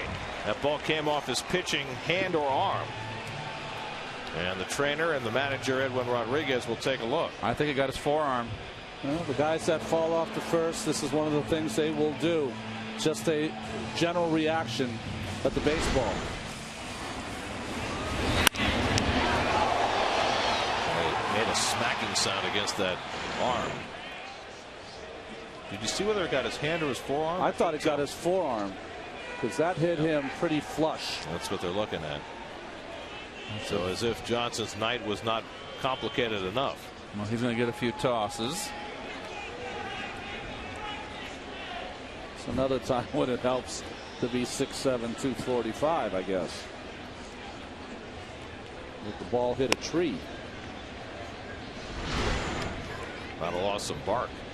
There you go. Here it is. It didn't get him on the forearm. On the ulna. Almost near the wrist. And he pronounces himself okay, and we will continue on. So Beltran with an infield hit, and the Mets have first and third and one out for Jason Bay. Did you get another degree while you were in Colorado? No, that was one of the things I liked in elementary school, learning all the names of the bones of the body. I was into that. Nice. You know your metacarpals from your metatarsals? Well, that's getting a little too, just like capillaries. And well, here is Bay, who hit one to the fence and left that was caught in the first, and an infield hit in the fourth.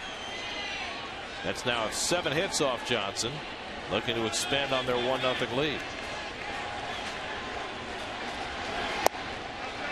And the first pitch slider to Bay, 1-0. Reyes at third and Beltran at first. Lots of speed out there. Getting runners home from third with less than 2 out has been a chore for the Mets.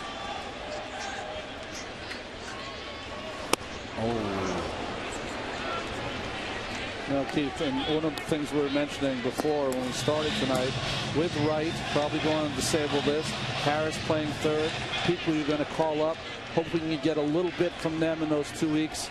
But really, some of your best players, the ones that you want to take their game up a notch, and certainly Bay can do that. Need him to do that. It's really emblematic of how Bay's season has gone so far. This is his 7th opportunity with a runner at third and less than 2 out. He's been successful only 1 out of 6. That's just not good. A spot where just a fly ball would get a run in. Johnson ahead 1-2. Make it 1 for 7. So Bay strikes out with a wild cut and a slider, and that's the 3rd strikeout for Johnson.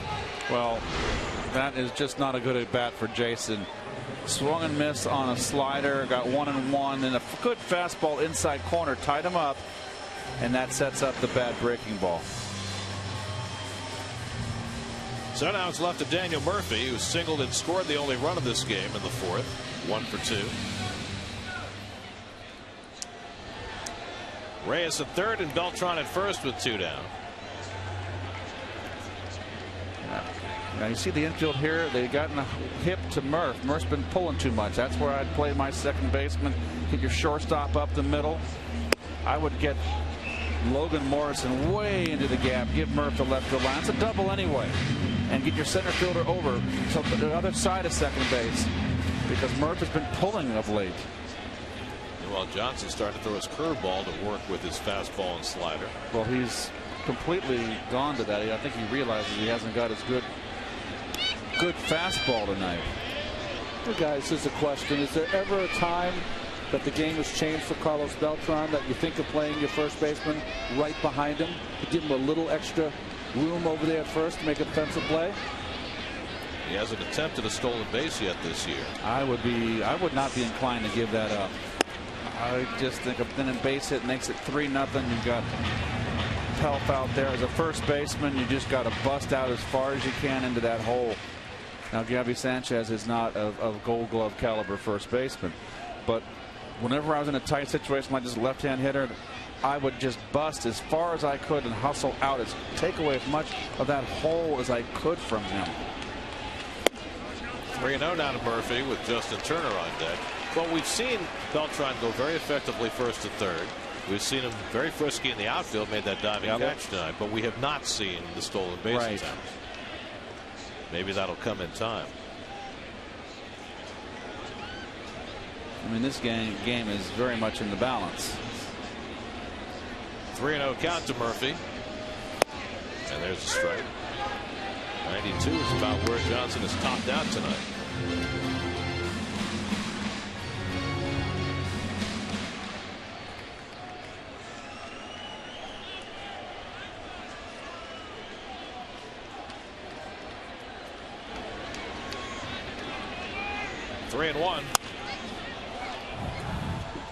Not the kind of cut you want on 3-1. No, that was 94 from Johnson. I had a conversation with Murph in Houston on Saturday, or was it Sunday? I'm not sure. It doesn't really matter. The same conversation. See, he's so far back.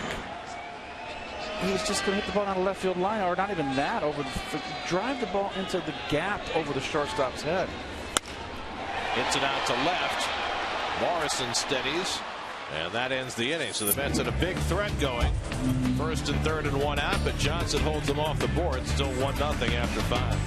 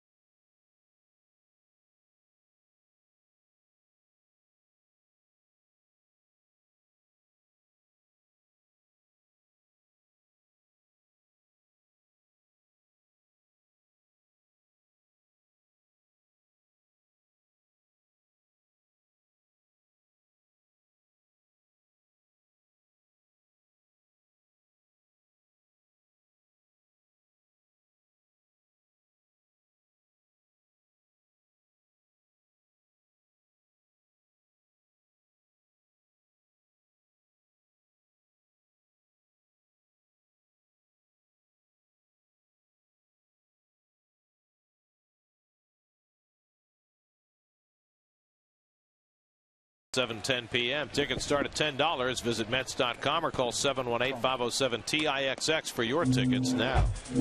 Hanley Ramirez leads off the 6th inning against Mike Pelfrey. 1-0 New York. Ramirez has flied to center and popped up to second base, 0 for 2. Ramirez has got into a habit. He's lengthened his swing.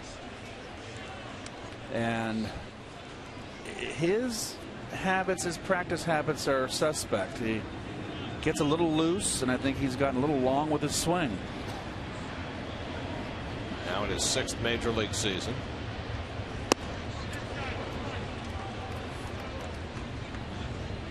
He's hit just 2 home runs this year to go with his subpar batting average of .210. Let's look at the delta keep climbing overhead cam. So many hitters today deep in that box, as deep as they can get.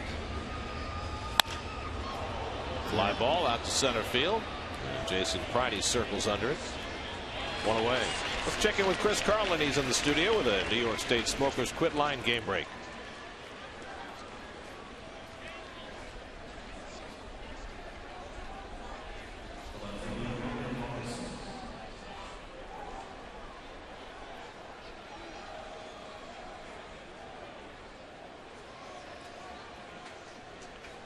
Also tonight, the Braves beat the Astros 3-2. Stellar outing for Tommy Hanson. 7 innings, 3 hits, 10 strikeouts for Hanson tonight.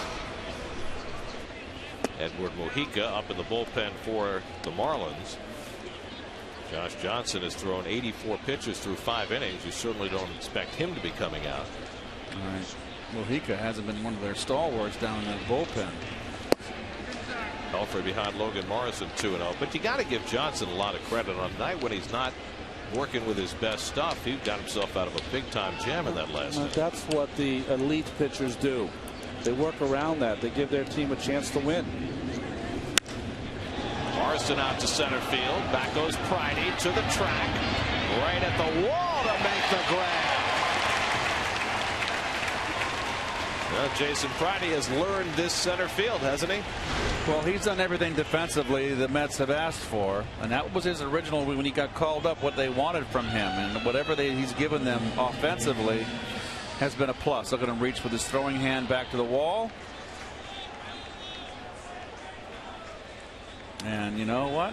Hang with them, pal. You should know that, though. Don't they have the same kind of dimensions in Florida? Well, not just that, but Morrison caught the ball that Bay hit in an almost similar spot early in the game. It's a big wham. We say that wham. Gabby Sanchez has one of the 3 hits off Pelfrey tonight, a single to center in the second. Omar Infante has the other 2 hits, also singles against Pelfrey, who has been sharp again tonight.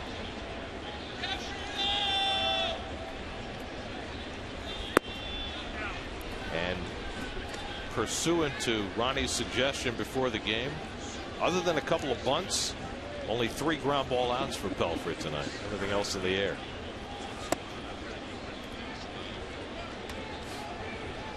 The 3 ground ball outs were all in the second.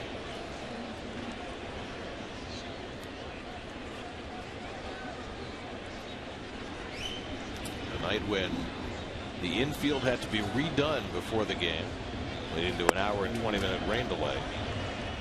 3-1 now to Sanchez, or a wet field delay, or a spongy field delay, or whatever it is we're calling it.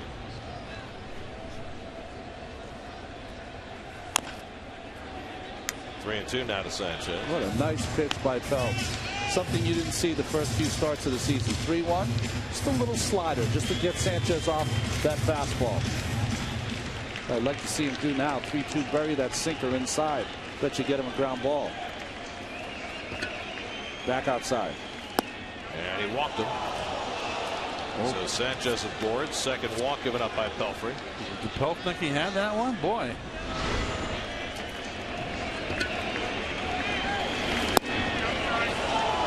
And he thought he had him. Really? Yep. I think he was the only one then.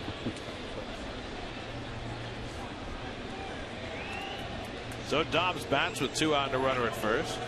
Rounded to second and reached on the throwing error by Reyes. 0 for 2. Dobbs had a dreadful year with the Phillies last year, but off to a good start with the bat, getting some playing time this year. Listen, you want to get every hitter that comes up out, but with 2 outs and Sanchez on first, you've got a game changer on the on-deck circle. This is the guy you have to get. Like Stanton, who can hit the ball out of any ballpark. And Dobbs, if he gets his pitch, can lose one too. You got to be careful with Dobbs. He's a pull hitter and likes that ball down and in. Gets away from Polino, and that'll send the tying run down to second. Well, Polino, who catches very upright and doesn't get down in a classic squat, doesn't really do a good job right there as far as getting his body in front of that ball. You know, when they teach you that, what they want you to do is take the glove out of play. They want you to get to your knees and use your chest protector, because if it hits the heel of the glove, that's what you get the big Karen. Just want to soften your body as much as you can and corral it. You see the real good ones, Yadier Molina, guys like that. They really just make themselves like a beanbag chair back there, so the ball just gently drops in front of them.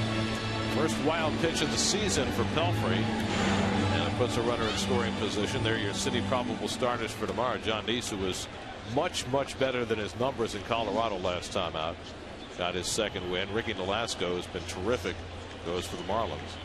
Boy, all those pitchers from Miami got some kind of stats, don't they? Well, that's why there's 7 games over 500, starters and relievers. 2-0 to Dobbs. And a 2-0 breaking ball misses. 3-0. So it's almost as though he's pitching carefully to Dobbs. Yep. Would rather pitch to Stanton. Stanton, I tell you what, Stanton's, as Ronnie said, the body by Jake on that on-deck circle.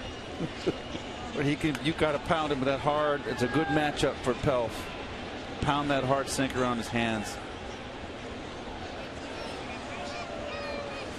And Dobbs swinging 3-0, lifts a lazy fly ball out to right. Just missed it.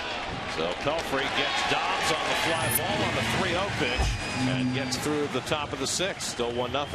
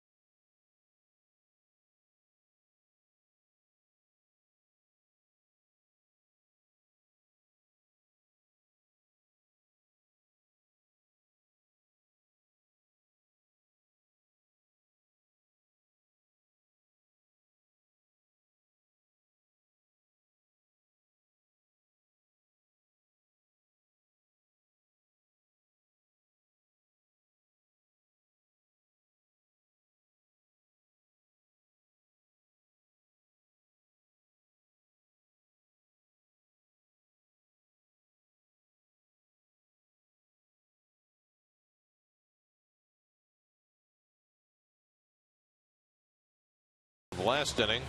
Carlos Beltran hit this one hopper off the forearm of Johnson. This is what it sounded like. Well, with their ace, they're being very conservative, I'm sure. And that injury, when you get hit by the baseball with that kind of sound, I'm sure that it's really swollen at this point. Edwin Mujica coming in, injured himself on the 9th of May, strained his right knee, was day-to-day. His last appearance, though, yesterday against the Washington Nationals. Well, Johnson faced two batters after getting hit. He struck out Bay. He got Murphy on the liner to left, came into the dugout, and headed straight down the tunnel to the clubhouse. So I guess he knew he was done after that. Well, Mujica's had a tough time. He came over from San Diego, had a miserable spring. And there were three guys fighting for that roster spot. He won the job, and he pitched the least of the three candidates. Justin Turner's driven in the only run of this game, and he flies one down the right field side and foul. Turner came to bat in the 4th inning with Murphy at second base and one out, and picked up where he left off yesterday. Well, they got a hanging slider right there, a little out of the outer half of the plate, and went right with it nicely. You know, I have not seen enough of him, Keith, but he has that high leg kick, but he has probably one of the shortest swings of all the Mets. He's got a nice little compact stroke. Right? Yeah. Yep. He just tends to get a little quick on the breaking ball, but you know, he hasn't played. He's just starting to get in the groove. Little dribbler from Mujica to bare hand, and he throws out Turner one away. Well, the Marlins bullpen was a bit of an Achilles heel for them last year. They tossed the closer's job around from Nunez to Hensley, but this year they've just been spectacular. Well, they made all the moves in the offseason. They blew at 60% of their save chances last year, and that's, you're not going to win with that. So complete turnaround. They like to trade with San Diego. Clay Hensley was on the DL, Ryan Webb, also Mujica. They're all ex-Padres. Well, Randy Choda's come in to give them the second left-hander. He's pitched very well. Yes. So they've had a lot of pieces in place, and their closer Leo Nunez, who lost his job last year, has given up a lot of base runners, but he's got 14 saves. Here's Jason Pridey, who's 1 for 2. The thing about Mujica is he doesn't walk anybody. Last year, 6 walks, 72 strikeouts. I mean, that's Mariano Rivera, Dennis Eckersley kind of numbers for a reliever. He's basically a fastball split finger pitcher. Yeah. Not overpowering, but as Gary said, someone that can come in and throw strikes. The official word on Josh Johnson: right forearm contusion.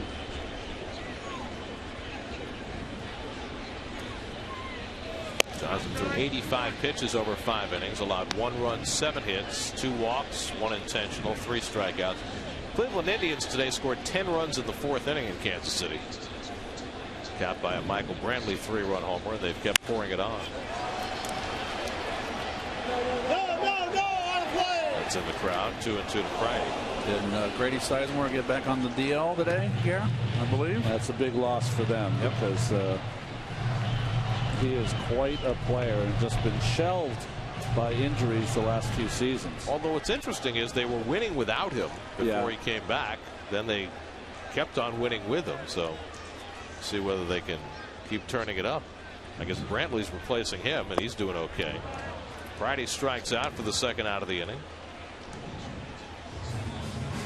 So 2 out and nobody on. Let's answer our AT&T trivia question. The pitcher who started the most games for the Mets without making the All-Star team. Swanee. One of the great guys of all time. Number 27. Hard thrower, Mr. Swan. He's a Ralpher now, right? A Ralpher, he is. Out in Connecticut. Mm-hmm. That's his business. Have you ever been Ralphed? No, I have not. I heard it hurts. Hurts a lot, but it's good for you. I got some hits that beat him a few times. I'm afraid to get on the table on his. Well, you remember the most famous hit he gave up at Shea Stadium when Pete Rose was riding his long hitting streak. The one that broke Tommy Holmes' National League record, 38 straight games. That was off Craig Swan.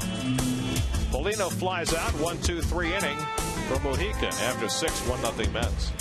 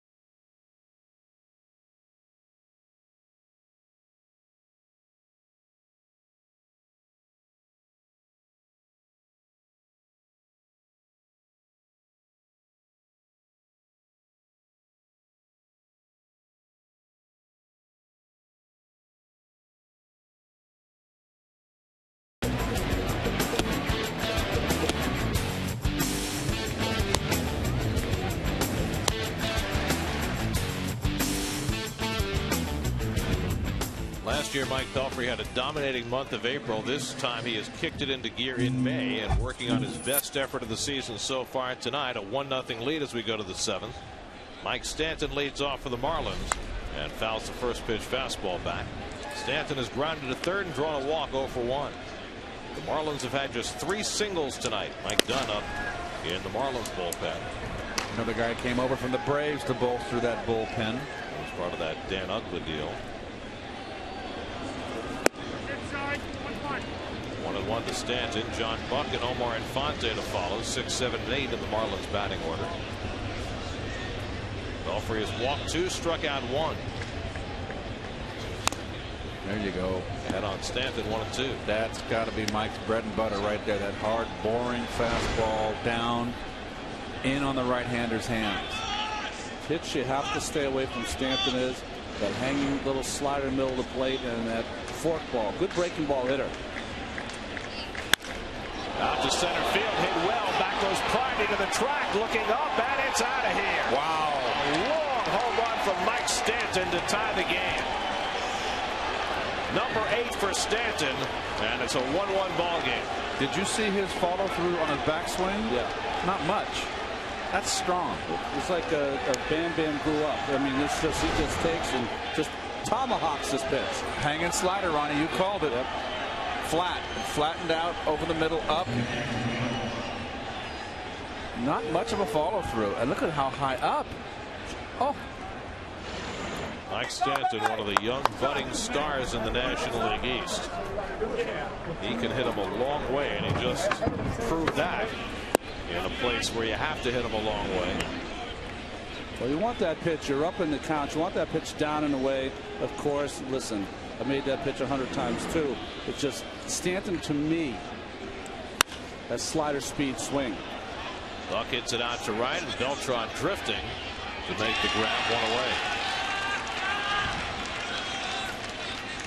Stanton just 21 years old, and he has got unlimited potential. There are a lot of scouts who rate him above Jason Hayward.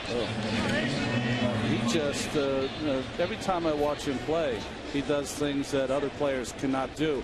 And when I say slider speed bat, I guess that's taken away. He's got amazing skills, but you can beat him inside with a good fastball. But those breaking pitches in the middle of the plate, he just crushes. Now Omar Infante, who's 2 for 2. Lines one to left. Bay coming over. Can't get there. Knocks it down. Infante takes a turn and holds on with his third base hit of the night. So Infante's 3 for 3. Well, nice attempt by Bay. He had ideas of trying to catch that ball and pulled up and used his body to prevent a double. That's smart. That's a ball you don't want to dive for. That could be a double or even a triple for Infante. Now Scott Cousins will pinch hit for the pitcher Mojica. Cousins, a left-hand hitter, one of 2 available to Edwin Rodriguez, the other the switch hitting Emilio Bonifacio. Mike Dunn getting ready in the Florida bullpen. Cousins 1 for 9 as a pinch hitter. And you saw his overall average just $152.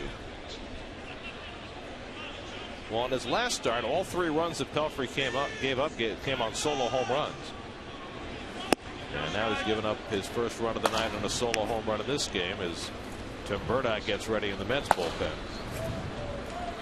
Oh, we got the stash off. Just has a little soul patch going. This is Gillespie.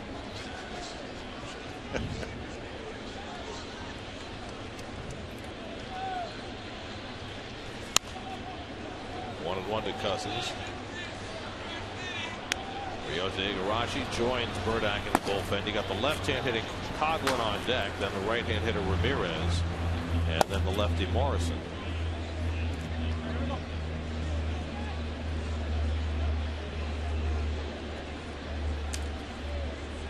Mike's had a couple pitches up. Concentrate, get that ball back down, get yourself a ground ball double play. You know what's startling? The Met pitching staff has now given up 46 home runs. That's the most in the league playing in this ballpark. It is amazing. That's why they're the amazing Mets. Put on a different amazing, by the way. More like twisted but true. There goes the runner, hit and run, and it's up the middle, a base hit for Cousins. Infante goes first to third, and now the lead run is at third base with one out. Well, good call by Edwin Rodriguez, the manager of the Marlins, hitting and running here, making it happen. Wants the sinker away, and he misses inner half. Nice hitting by Cousins on a hit and run. Sometimes hitter has to concentrate more. You got to make contact. Well, Cousins had been struggling, but the hit and run single moves the go-ahead run to third. Dan Worthington out for a conversation before Pelfrey goes after Chris Coghlan. Well, you know, Keith has said it many times before, and I completely believe him. Got a hitter that's struggling, put on the hit and run, give him a better chance. Runners go, infielders moving, and right now, Edwin Rodriguez, I was talking to some people that have been watching all of their games. He's been pushing all the right buttons. That's one of the reasons they're 7 games over 500. Well, here we go with the hit and run now. The umpire's got to olay that. Jeez. 5 holes to the wickets. James Hoy, your second base umpire. So Pelfrey needs a double play. Coghlan, the batter, 0 for 3, robbed of a hit on a diving catch by Beltran his last time up, and he pops it up. That's a big one for Pelfrey. Reyes is there to grab it for the second out. Coghlan understandably frustrated. Well, just not a pitch to hit. You're looking for a fly ball, up and in fastball. If you're set for a sinker, then you got to take in, and we've all done it. Marlins now 0 for 6 with runners in scoring position, so it's left to Hanley Ramirez. The big spot finds him in the number 2 spot in the batting order. First time he's batted second in 5 years. But here he is, first and third and 2 out in a tie game in the 7th. When he's going good, and he hasn't been this year, Ramirez goes to right field as good as anyone in these situations. Got to pound him in. Turner's got him shaded up the middle, leaving a big hole on the right side of the infield. And not like that. He likes to go to that way. I just think that they are going to pound him in. Let's see what Paulino's going to put down here. Nope. Going to stay away. Fastball fouled back, 1-1. Getting some better swings this inning, obviously. Ramirez 0 for 3 tonight. He's hit everything in the air. This looks like he's trying to hit home runs. He got into that long home run happy swing, and you get those bad habits, they're hard to break. And he's showing a 210 spot up there. Fastball in.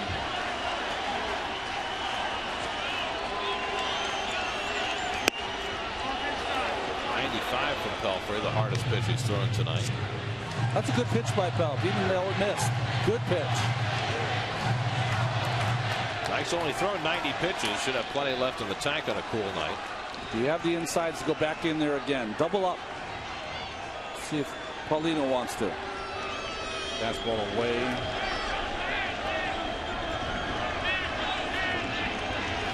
And Ramirez shoots one toward the middle. Reyes gets over, and he'll have to go to first with it in time to get Ramirez to end the inning. The Marlins get even, but then Pelfrey stiffens in a big spot against Coghlan and Ramirez.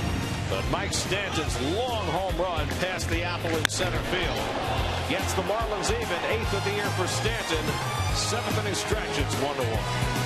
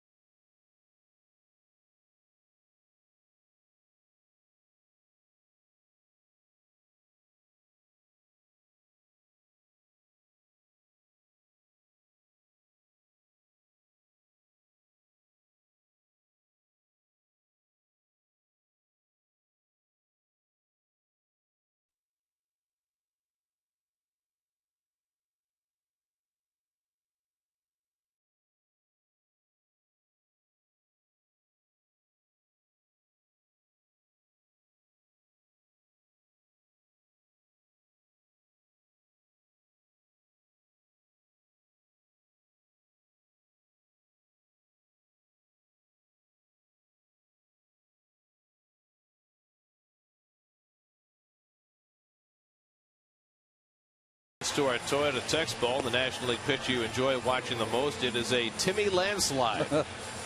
Well, when we watched him here, 12 punch outs, 5 in a row. It was pretty impressive.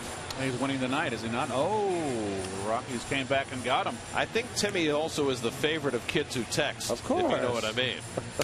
Mike Pelfrey done after 7 strong innings, gave up just a run on 6 hits. And now the Mets will try and get him a chance to win against the hard-throwing lefty Mike Dunn. Well done. You can see this will be his 18th game. He's got 3 wins as a reliever. He's been kind of a setup man for Leo Nunez as the left-hander for Edward Rodriguez's crew. The only downside for Dunn has been a high walk total, but he's been hard to hit. Scott Hairston will pinch hit for Pelfrey to lead off the bottom of the 7th. And then it'll be Reyes and Harris. Edward Mujica worked a 1-2-3 inning in relief. Josh Johnson now off the hook with the Mike Stanton home run. John Davis, the bullpen coach, going over the lineup with Tim Burdack, see where he might be spotted in there. And a big cut by Hairston, 0-1. Scott has been swinging from the fences from the beginning of the season. Coming out of his shoes. Jason Isringhausen had a big performance yesterday for the Mets despite battling a slight groin injury, and he's back up again tonight.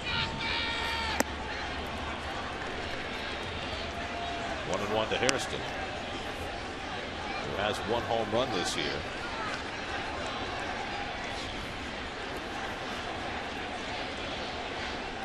I saw these young guys today. They're at the game early, part of some maybe college baseball team. We got Cincinnati Redskins. Yeah. A bunch of Johnny Cueto fans. Well, what could be? Yeah, that's right. But their team is red. Maybe their team colors, they have that kind of Cincinnati C.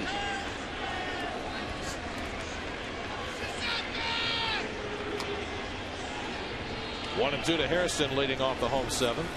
And he takes a slider for a call, strike 3. Nasty pitch by Dunn, 1 away. Hairston thought that pitch was down. I think that's a pretty good pitch. That's a pitcher's slider right there. Yeah. That is just right where you want to put it every time. You know, you were talking about Dunn came over in that trade, the Ugla trade. He's expendable because they have Johnny Venters. They have O'Flaherty. So here's Reyes, who's 2 for 3 today. Twice a single to center. Both times has stolen a base. Neither time were the Mets able to bring him home. Corners in. And Reyes batting right-handed for the first time tonight. Takes ball 1. And I must say, home plate umpire Bill Miller's having a very good night. He's calling great balls and strikes. I like he lets you know too. Ball outside, let you know.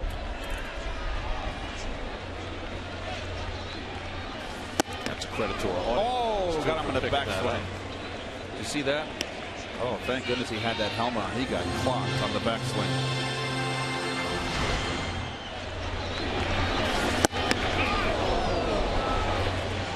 Glancing blow. Got him on the hand, right? Glove, yes.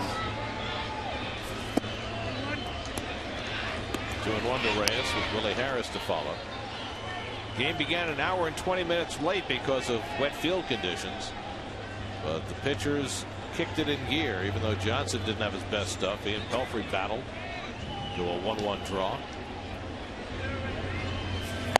3-1 now to Reyes. So Dunn leading dangerously against Reyes, who's felt frisky on the bases tonight. Well, the one guy you don't want to let on the base with a free pass.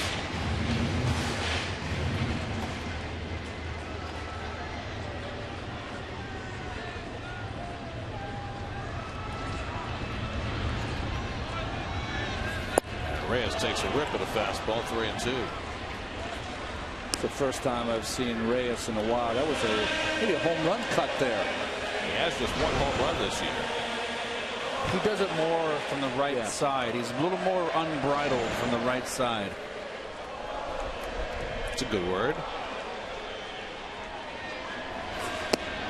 And he unbridles himself for a strikeout. Back-to-back strikeouts for Dunn, 2 out. New York Mets baseball on SNY is brought to you by Honda. By Bob's Discount Furniture, proud to be the furniture store of the New York Mets. And by State Farm. Today's State Farm agent of the day is Brian Gill of Melville. Contact Brian's office at brianmgill.com. So Willie Harris bats with 2 out and nobody on, facing the left-hander. Willie's 0 for 3 tonight. Grounded out, took a call, 3rd strike, and flied out to pretty deep left field. And takes the first pitch slider for a strike.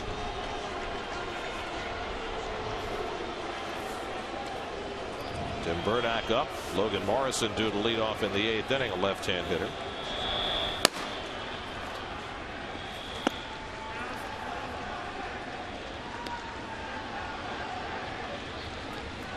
Harris has had just 9 at-bats against left-hand pitchers this year. He's 4 for 9. Carlos Beltran would be next.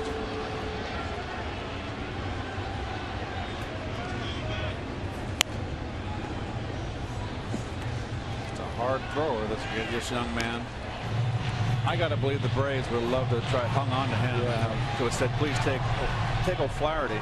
But then Marlins said, we want this guy. Yeah. They've got their late innings set up with Venters and Kimbrel, though, so they're in pretty good shape.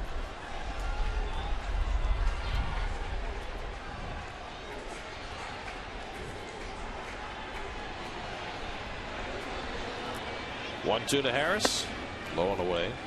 By the way, when did it become fashionable for the San Diego Padres to score runs? They got 5 in the first 2 innings tonight.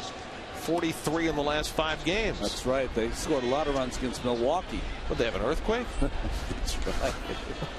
Well, Colorado exploded on Lincecum. They had a 4-2 lead, the Giants, and now it's 7-4 in the 6th. Gonzalez just hit a 3-run homer.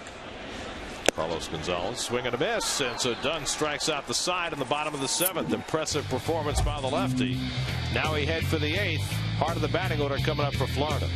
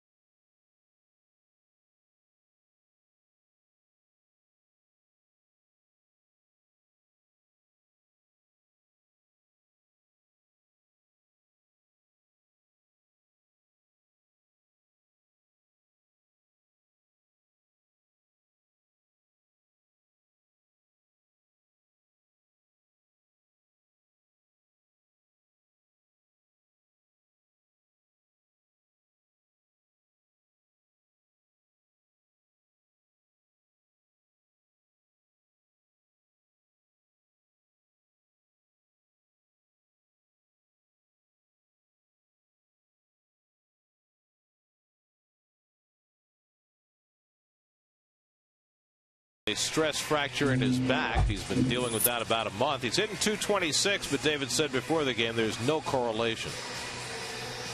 By no means is this thing, a cop out or an excuse for what I've done so far. I've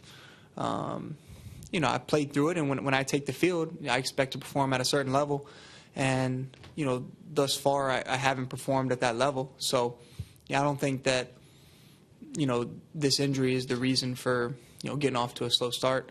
But this 2 weeks I'm going to get better. I'm going to get back in the lineup, and I'm going to start playing at the level that then I expect to play at.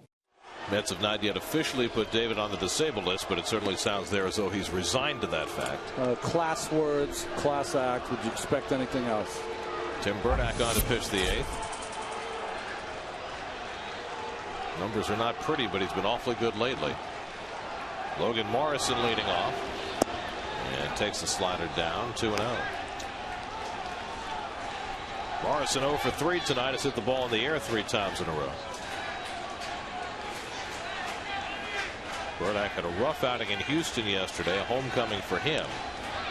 Did not retire a batter. Gave up a double and a walk. Well, Mike Pelfrey gets a no decision tonight, but a terrific outing for Pelf. 92 pitches over 7 innings. A run on 6 hits. 2 walks. A strikeout. A wild pitch and a home run. Gabby Sanchez on deck, and then Greg Dobbs. 1-1 in the 8th, and a good slider for a strike. 2-2 to Morrison.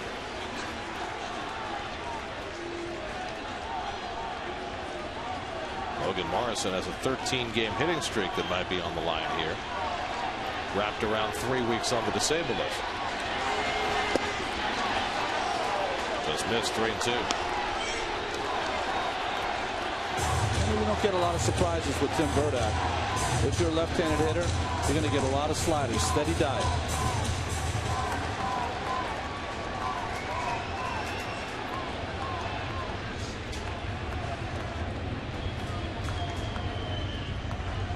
Three-2 to Morrison. A little number.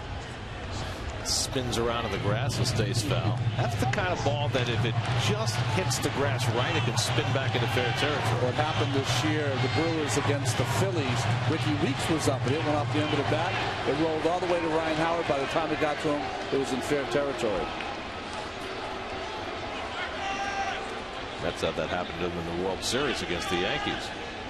It's Jay Payton. 3-2. Too low, ball 4. And so Morrison draws the leadoff walk from Burdick.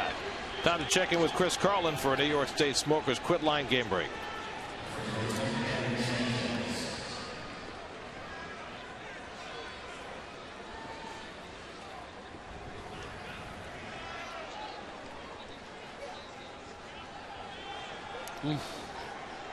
Oh, ouch. Talk about taking one for the team.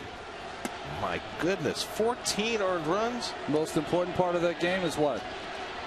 Is Frenchie going to pitch? You know he'd like to. You know he'd like to. He may be going too good to pitch. Gabby Sanchez 1 for 2 and a walk, and he hammers one on the ground to Harris. Nice short hop pickup. Out at second. Throw to first. Not in time. Beautifully handled by Willie Harris, who came in to grab the short hop and got the force on Morrison for the first out. I'll tell you what, I'm impressed with Willie at third here. He come in and knew a double plays in order, got the short hop. And the Mets just can't have a hard time turning a double play, a 5-4-3 on their scorecard. And if Turner gets that ball in the air, they probably double up Sanchez. But a good takeout slide by Morrison messed that up. Yep.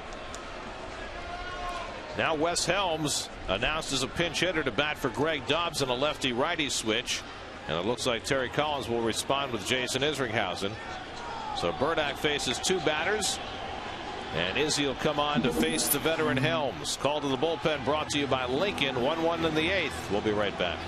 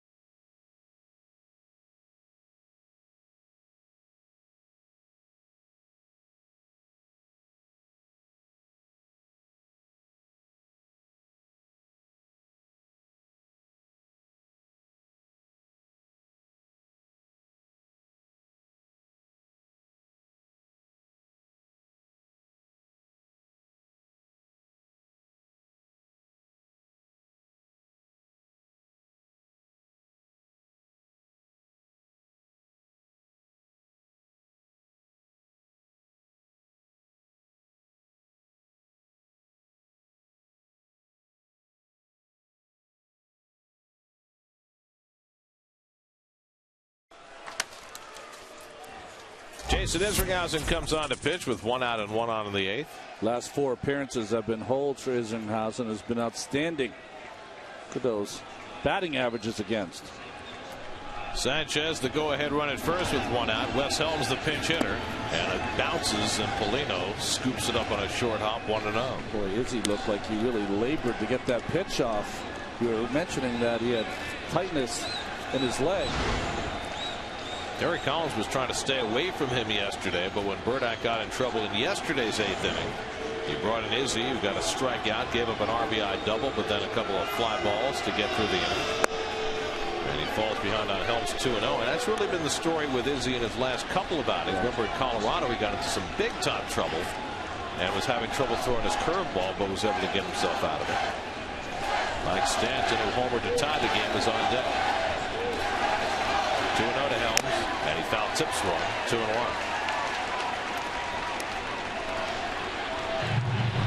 Helms 0 for 4 in his career against Isringhausen. You don't have any speed with Davy Sanchez at first base, so probably not going to see him on the move.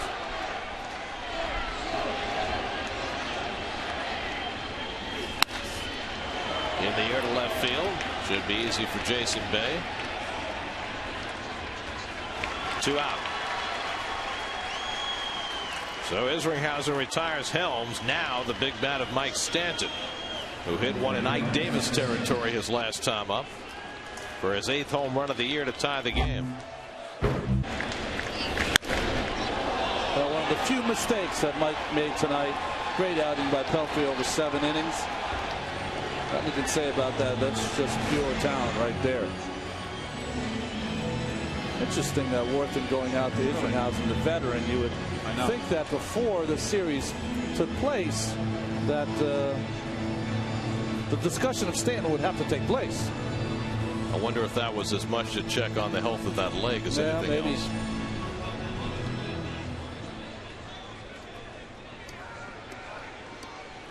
Stanton tonight has grounded to third, drawn a walk, and hit that home run. 2 out and Sanchez at first. And the curveball sailed by him, 1-0. Fans are yelling, but it's a curveball, folks. It's been a long night.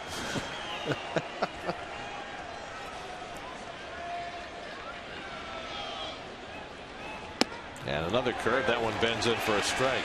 And maybe that was the message from Dan Worthing. Boy, that was a nice job by Paulino. Caught that a little late against his body to get that just a little extra break to get the strike call. And he calls for another one. In the air to center field. This one should stay in the ballpark for Pridey.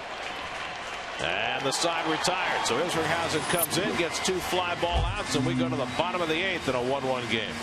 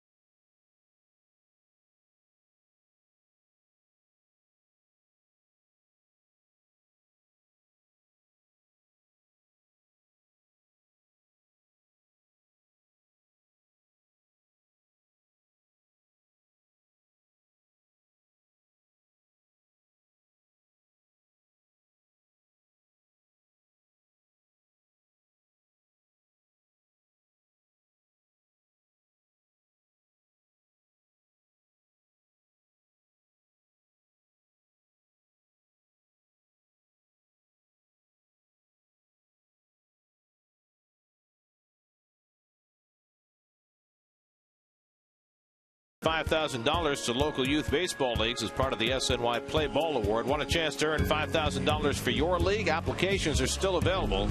Just go to sny.tv/playball or visit any local sports authority location. Wes Helms stays in the game at third base for the Marlins.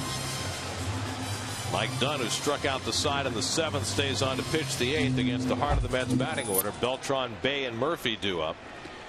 Beltran's been aboard twice. He helped knock Josh Johnson out of the game by hitting a one-hopper off his forearm. Johnson leaving after 5. K-Rod gets up in the bullpen. He'll be on to pitch in the 9th, hoping for a save opportunity.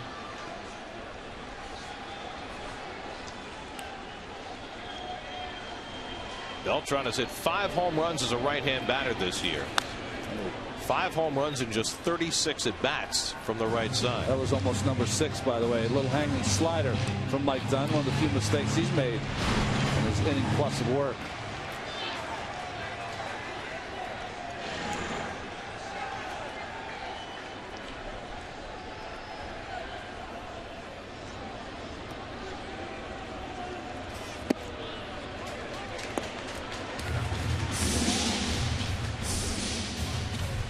Jason Bay, who had a rough at bat his last time up in the 5th with a chance to drive in a run, waits for redemption. Ryan Webb up in the Marlins bullpen.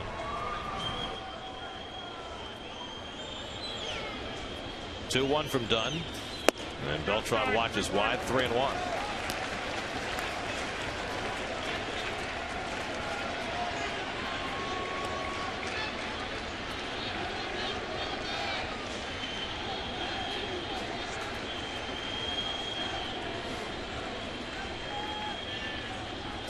And Beltran pulls one foul.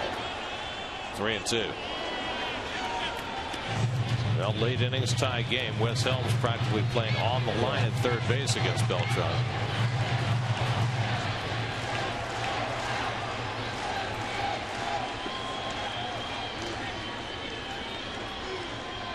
Trying to prevent that double at all costs. 3-2 to Beltran, and he swings and misses at the fastball. 4 batters, 4 strikeouts for Mike Dunn. Wow. Well, he was trying to dart that outside corner earlier in the count, and finally does against Beltran. Too close to take, and just beat him.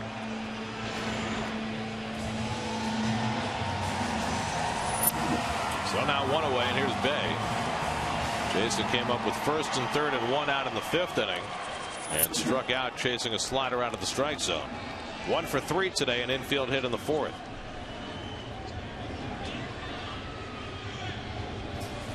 Oh, good breaking ball. Jason's first at bat today.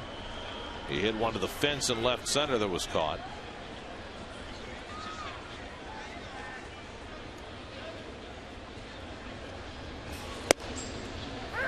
Oh, 2.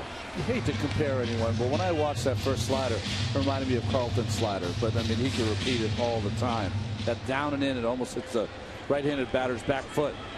He's not trying to trick you here. It's all hard stuff. Bay just gets a piece. Mike Dunn began his career with the Yankees. Dealt to Atlanta last year, and then to Florida this year.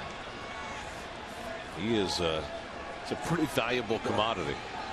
Hard throwing left-hander who can throw some strikes. And Bay goes down swinging. 5 consecutive strikeouts for Mike Dunn. That's impressive. Not only throws some strikes, Gary, but how about this concept? It doesn't matter if it's lefties or righties. He can face whoever.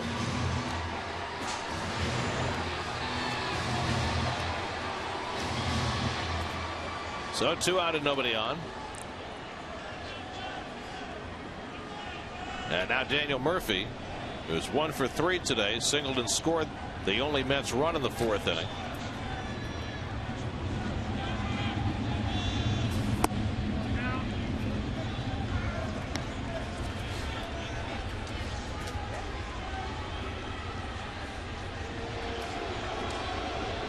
Justin Turner, who's driven in the only Met run, would be next.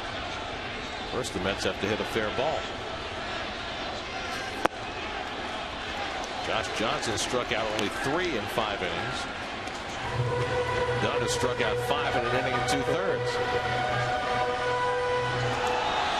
Just where Keith 2-0. Dunn's throwing a lot of strikes. He's behind. You try to look inside, maybe. Yeah, middle in. Yeah, it's a perfect situation. Look middle in, try to jerk one. Oh, see if he's peeking. Oh, wow, that's some serious eyeballing.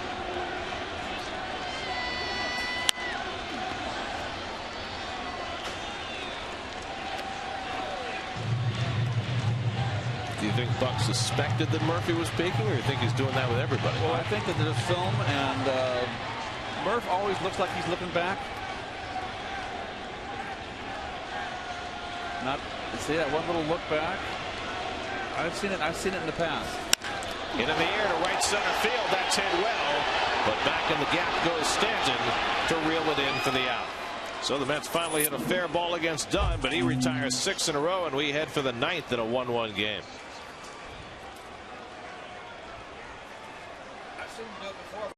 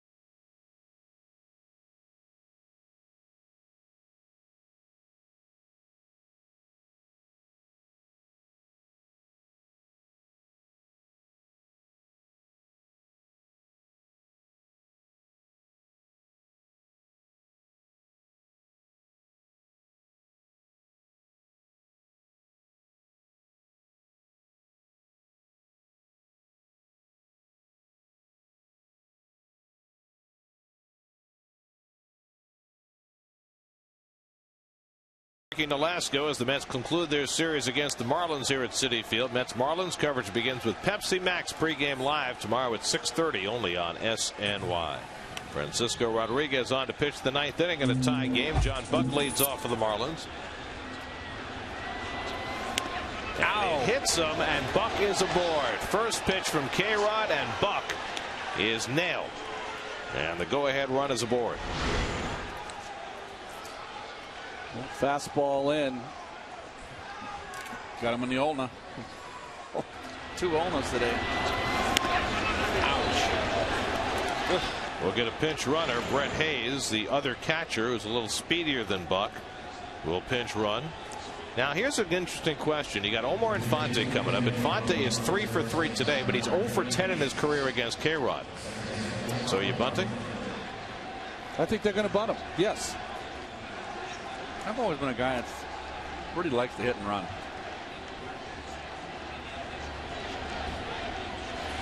And he does drop down the bunt, and K-Rod slaps the tag on him. 1 unassisted on the sacrifice, moving Hayes to second.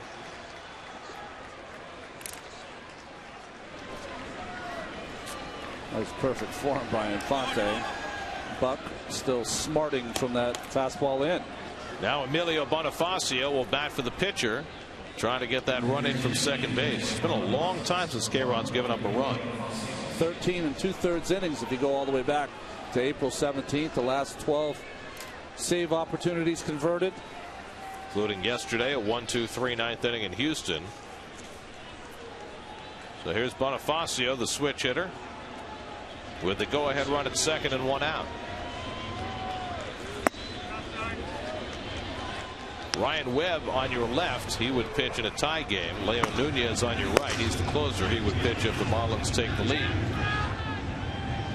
Interesting. Turner and Reyes really not spending any time with the runner at second base, Hayes. Fastball for a strike, 1-1. But you say to yourself, well, he's not going to steal. Of course he's not going to steal. But he puts himself in a better position on a base hit to score. Well, one good thing for the Mets with Bonifacio is you can play the outfield awfully shallow. It's like the Castillo effect used to be for the Mets the past few seasons. Slashed foul, and it's 1-2.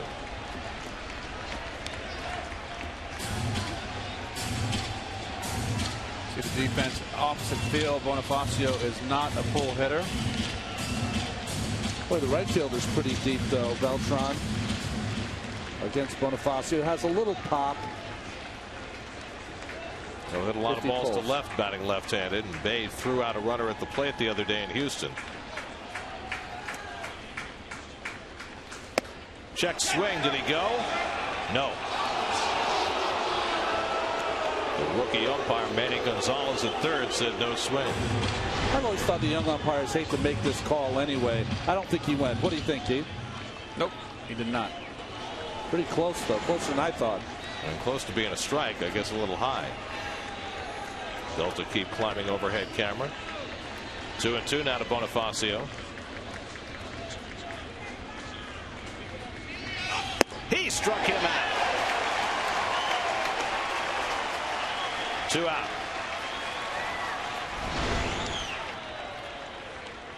Just threw it by him. Same pitch as the previous one.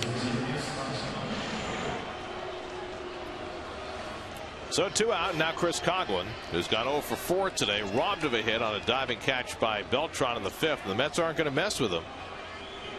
They're going to walk Coghlan to pitch to Hanley Ramirez. How many times has this happened over Hanley's career? Well, it's a measure of just how poorly Hanley Ramirez has been going that you would walk Coghlan to pitch to him. Insult to injury. Yeah, I'm sorry. My opinion, I wouldn't. But I don't like facing Ramirez any time. I don't care if he's hitting a $116. Well, how about this? Ramirez came into the day hitting .213. He's 0 for 4 today. He's now at .207. But you know what he's hitting with runners in scoring position? I do. .324. Yep, and with 2 outs, 300. So he can still rise to the occasion. But here's the other piece. Ramirez has had just 4 at bats against K-Rod with 1 hit. So that's really neither here nor there. So an interesting call by Terry Collins, because Coghlan's not particularly hot himself, but it's Ramirez who will be given the bat.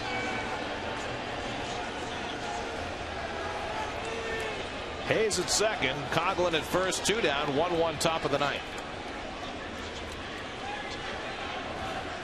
See the defense pretty much straight up and slightly the pull, just a shade in center. Infielders back deep, cover ground, knock it down, anything on the ground, keep it in the infield. I'll tell you, it takes a lot of guts to do this, to walk the pitch to Ramirez. It's like tugging on Superman's cape, isn't it? Well, Edwin Rodriguez changed his batting order today, put Ramirez in the number 2 spot for the first time in 5 years. And that gives him the chance in this opportunity. K-Rod's gotten tougher as the situation has. And strike to Ramirez, 1-1. K-Rod gets himself in trouble with the best of them. Not lately. His last 3 outings, no. But he thrives in these situations. He gets better when the men are out there and the game on the line. But he has no fear.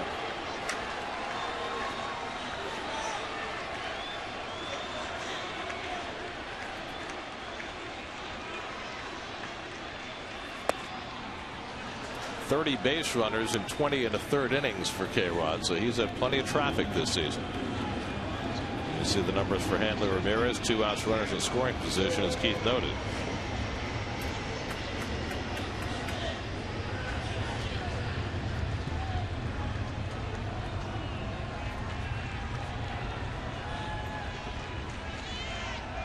2-1 from Frankie. On the ground to Reyes. And he gets the force to end the inning. Terry Collins makes the call, and it works out perfectly for the Mets as K-Rod gets the ground ball from Ramirez. Now the Mets will try and win it in their final turn at bat.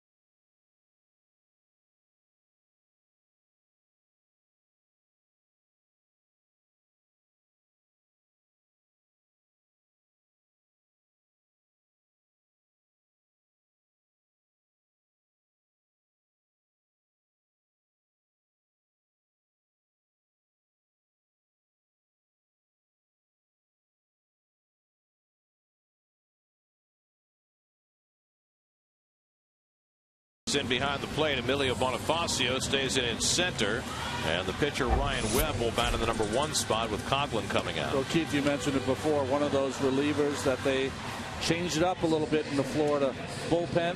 Acquired from San Diego, had a nice season last year. His 20th game now will tie him with Leo Nunez for the Marlin High. Justin Turner, who's driven in the only run of this game and drove in 5 yesterday, and got spiked a little bit by Coughlin on that last force play, will lead off in the bottom of the 9th.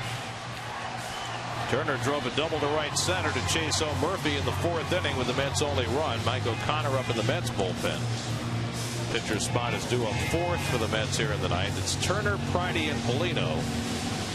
And then if anybody gets on, probably see Fernando Martinez as a pinch hitter.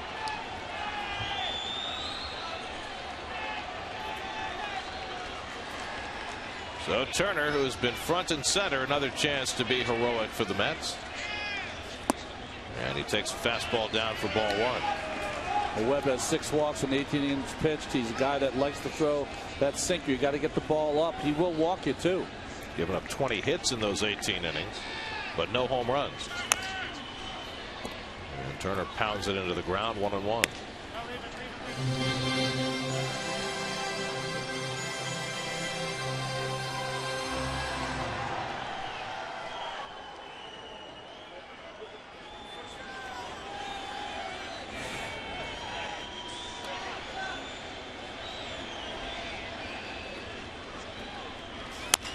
Chopped past the mound. Tough play for Ramirez. Bare hands, fires, throws it away, and it goes in the dugout. And Turner goes to second.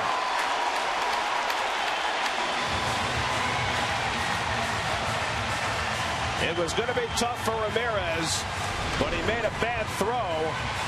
An infield hit, an error, sending Turner to second with the winning run. You saw the water come up there. He didn't have a good grip. They would have had him with a good throw, I think. It is so rare on a play like this these days for the ball to go in the dugout because of the fences, but it just found the right spot, the right opening, and that's a huge error. Makes the nice play on the bare hand. I think he has him with the good throw. Absolutely has him. Turner will get credit for a hit. Let's see what the Mets do with Pridey. Do you bunt here? Oh, definitely. Paulino on deck. And Pridey looking to bunt, takes ball one. Jason tonight 1 for 3, single back in the second. Well, the Marlins have been the kings of the one-run game this year. They're 11-4 in one-run games. The Mets are just 3-8. But the Mets with a golden chance here in the bottom of the ninth. And Pridey stabbing at it, fouls it off, 1-1. When you're bunting this baseball, you don't have to be fine. You don't have to be perfect. In fact, you want to put a little mustard on it. Get that ball to Wes Helms. Make him field the baseball. That'll ensure that Turner gets to third base. Marlins showing no signs of running a wheel here. And not paying much attention to Turner at second. And Pridey again pushes one foul, and now it's 1-2. Gosh, do you keep it on? And you see Terry, he's not happy.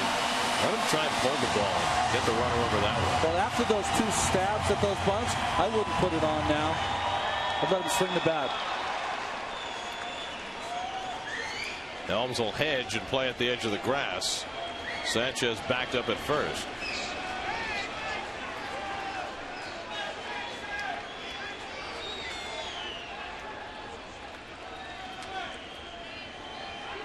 Ryan Webb, whose dad Hank pitched for the Mets back in the 70s.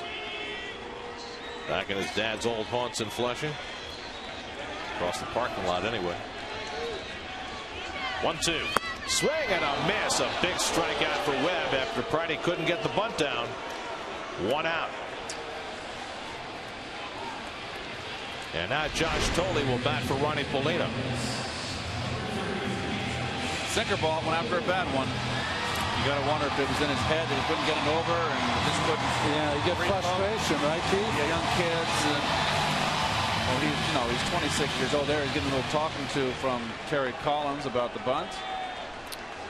Well, Thole will pinch hit. The Mets have not had a walk-off victory this year. The last time they had one, it was Thole who got the game-winning hit, but he won't get a chance here. He'll be walked intentionally, and we'll see Fernando Martinez to pinch hit for the pitcher. Last walk-off win for the Mets was October the 1st last year on Tolley's home run that beat the Nats 2-1.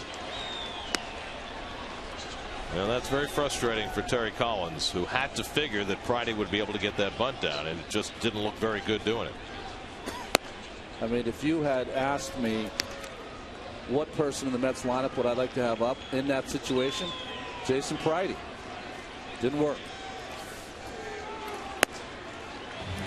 So now Martinez gets a chance.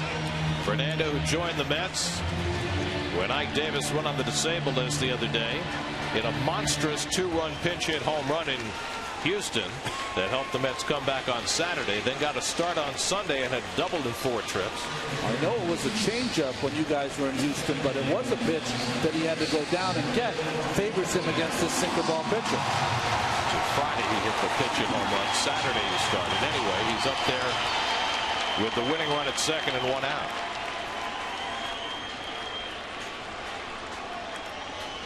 Marlins bullpen has been terrific tonight. A 1-2-3 inning for Mojica, 6 up and 6 down for Dunn, who struck out 5. Mets haven't had the ball out of the infield in the 9th, but they have 2 men on. And Martinez takes it down for ball 1. And that's what you have to do with a sinker baller. You got to make him get it up. Don't play into his game. He's going to try to run that little bait mid-thigh fastball and sink it low out of the strike zone, get you to roll it over. And now it's 2-0. Walk would pitch the winning run at third and bring Reyes up. So Fernando in a spot where he's going to see a strike. Just don't do too much. You're going to run that sinker, just pick the outside part of that plate, outside half, up the middle. To the right side. Sanchez throwing to second, gets the force there. And that's the second out. Turner moves to third base. And Reyes will get a crack with 2 down if they pitch to him. They could walk him and pitch to Harris instead.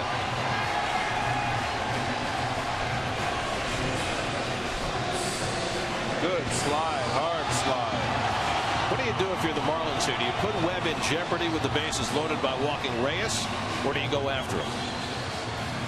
I wouldn't pitch to Reyes. I'd load him up and pitch to Harris. Give you that force at any base. But it also gives you no margin for error as far as throwing strikes. And Webb's been 1-2-0 on a couple of hitters already. I would not let Reyes beat me, to be honest with you. Okay. Well, they're talking about it in the dugout. Randy St. Clair, the pitching coach, Edwin Rodriguez, the manager. It's a good time, honestly, to come out and talk to your pitcher. Not only to stall and talk to the pitcher about what you want to have done, but also let Reyes get a little anxious up there. Well, they're going to go get him. Let's see if they pitch around him. They're not going to hold on the runner at first base. And I agree, that run means nothing. Reyes 2 for 4 today. And he jumps back. Pops out of Hayes' mitt, but not too far. 1-0. Now, Fernando Martinez has got to take this base. Yep. Take it because it takes away the force out. Reyes hits the ball in the hole or up the middle. Well, it takes away the force out. He might beat it out. Infield hit wins you a ball game. And now they're going to walk him. So after throwing ball 1, they make it a moot point, and Reyes will get the intentional pass, the second of the inning.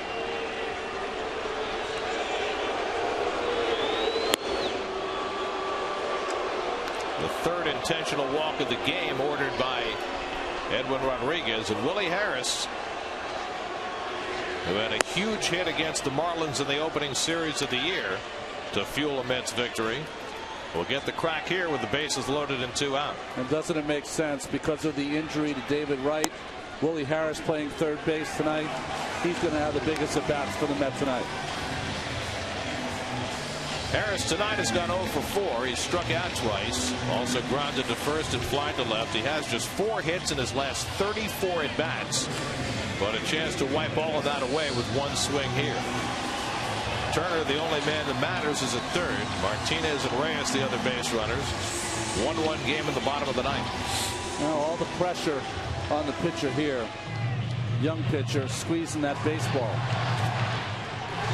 The veteran lefty Randy Choate is up in the bullpen, but he's not going to pitch in this inning. Edwin Rodriguez comes in unless they bring him in right now. I guess that's what they're going to do. They're going to bring in the lefty to pitch to Harris. Now the Mets have Chinlung, who is a right-hand batter, on the bench. But remember, David Wright is also an active player. You could send David up there to the plate. He's been playing with this injury for a month. So that's the fire that Edwin Rodriguez is playing with here by bringing Choate into the game. So we'll wait and see. David is not shedding the jacket, but he does have a bat in his hands. We'll be right back.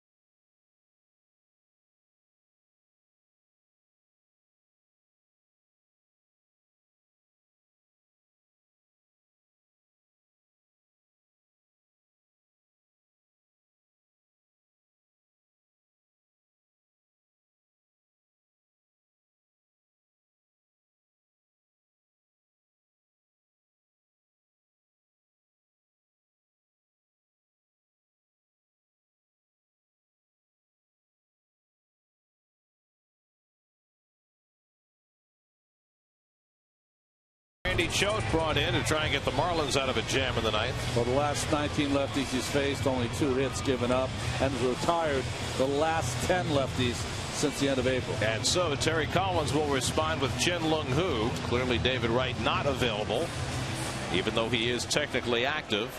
And so Hu will bat for Harris, trying to get the winning run home from third with 2 out. And Hu 1 for 14 against lefties.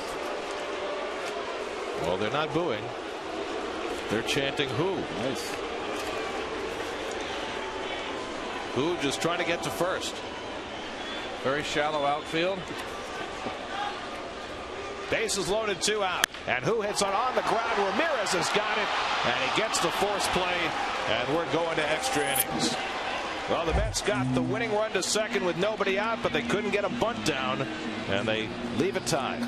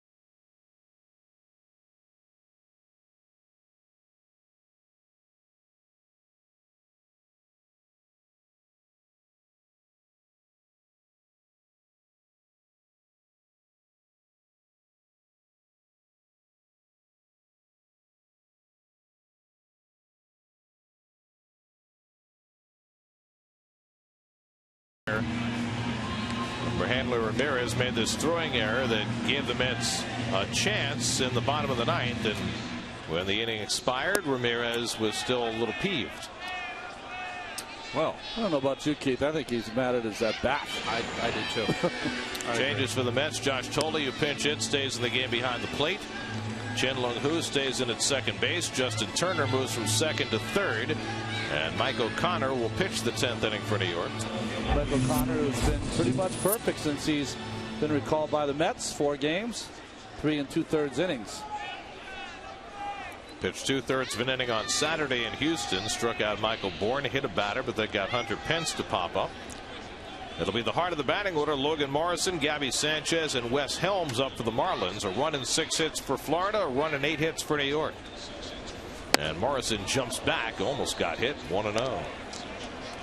That's a shame for Hu. He hit a bullet up the middle. He sure did.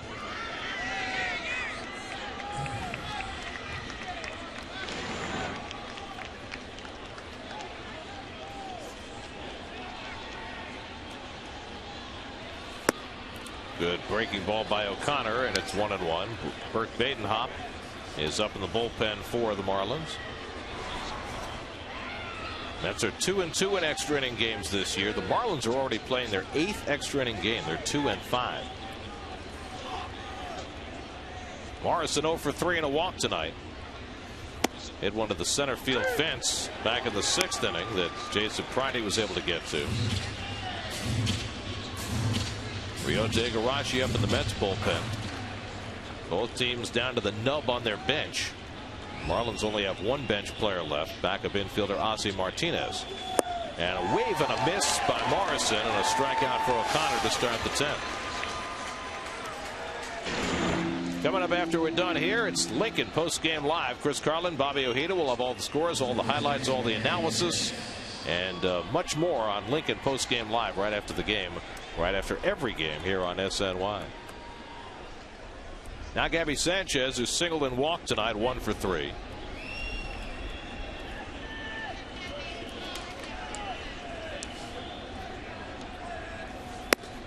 We talked yesterday, Gary, and Sunday, that Buchholz had to throw 2 out of relief, and Terry did not want to use Buchholz in relief 2 innings. Well, and that's why Buchholz is not in this ball game right now.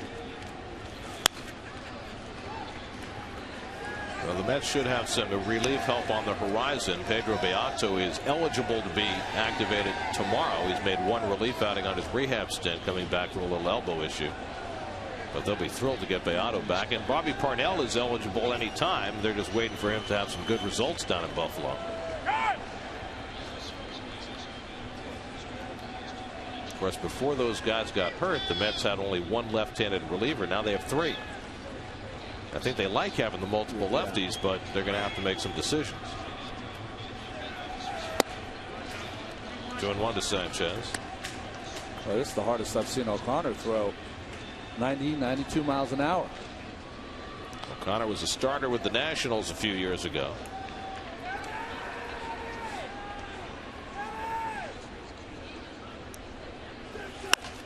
Sanchez fouls off the fastball, and it's 2-2. Mike Pelfrey started, went 7, gave up a run on 6 hits. The Mike Stanton home run that tied the game. Tim Burdock, a third of an inning. Jason Isringhausen retired his only 2 batters. Frankie Rodriguez worked around a leadoff hit by pitch in the 9th. And now O'Connor in the 10th. 2-2. Sanchez goes down swinging. Back-to-back strikeouts for Mike O'Connor.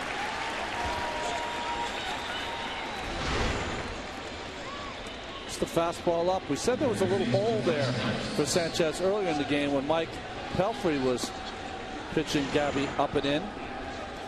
O'Connor able to exploit that there. So now 2 out and nobody on. And Wes Helms bats for the 2nd time. Came up as a pinch hitter in the 7th against Isringhausen and flied out. Staying in the game at third base. And he takes a fastball for a strike. Nothing fancy about what O'Connor's doing here. It's interesting. Against left-handed Morrison, almost steady diet of breaking balls, but going right after the right-hand hitters with that good fastball.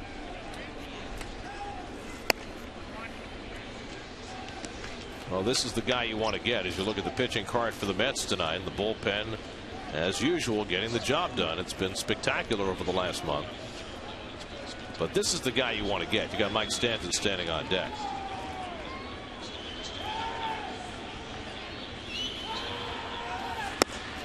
Now it's 2-1.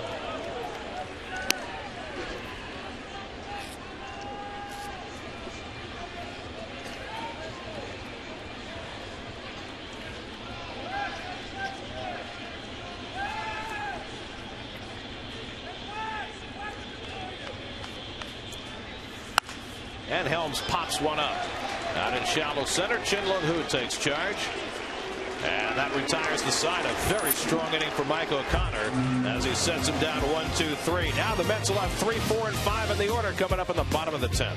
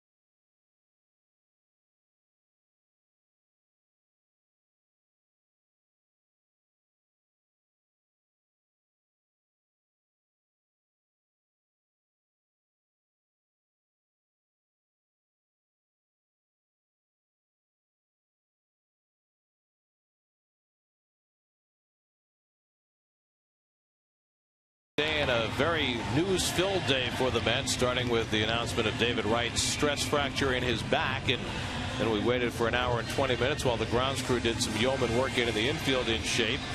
And then we had a pitcher's duel between Josh Johnson and Mike Pelfrey. Still a pitcher's duel. It's a shame that who hit that ball sharply up the middle. If anyone needed a base hit to win a game, it would have been Shin-Lung Hu. But extra innings, and Burke Badenhop in the game, who did numbers game, got him in spring training.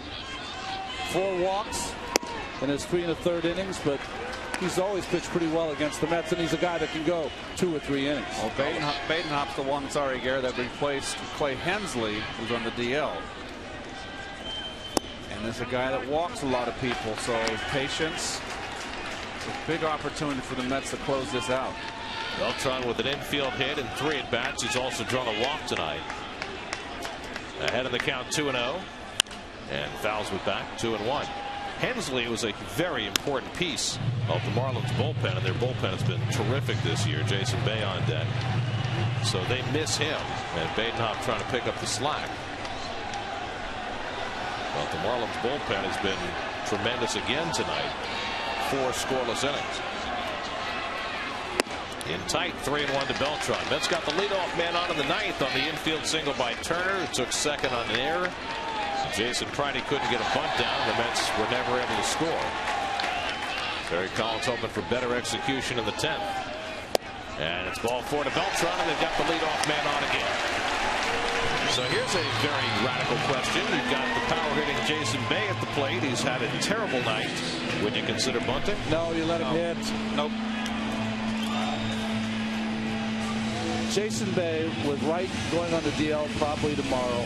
At some point, you're going to need him to come up big with some big at-bats, and got to let him hit. You got to hit your way out of this slump. There you see the infielders, the corner infielders guarding the line and kind of gapping Bay, and they're going to bunt. He lays it down. Badenhop off the mound, and Jason Bay with a beautiful sacrifice bunt to move Beltran to second with the potential winning run. 1-3 on the sack. I still let him hit, but that's okay.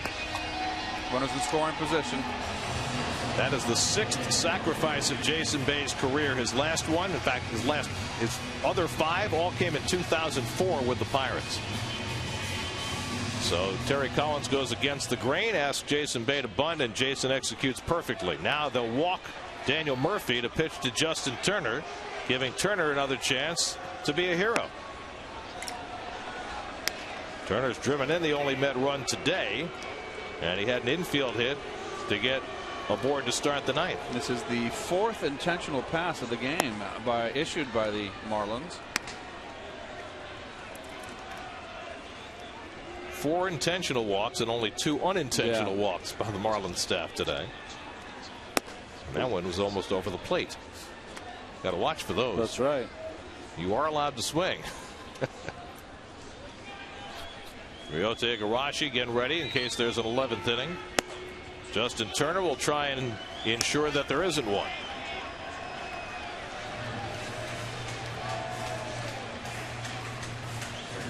Turner 2 for 4 tonight, now hitting at .326 over his first 43 at bats.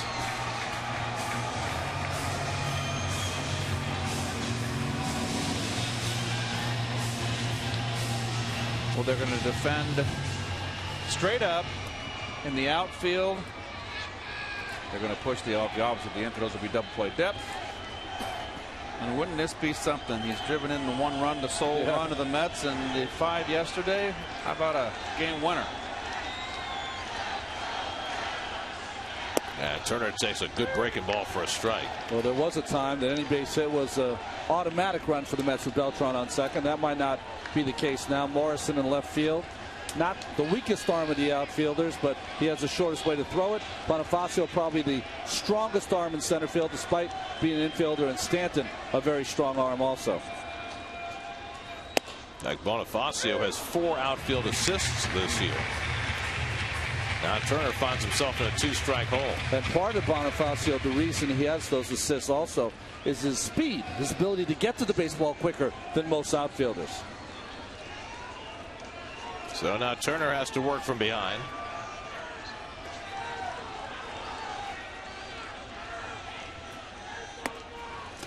And Hayes sliding over to stop that one. 1-2. I think you saw Turner try to get his knee in there and get hit. I tell you what, if I'm up, I would bring him back. Well, that's what Derek Collins said about him. He's a baseball player. He knows what the right thing to do is. And getting hit would be a good play.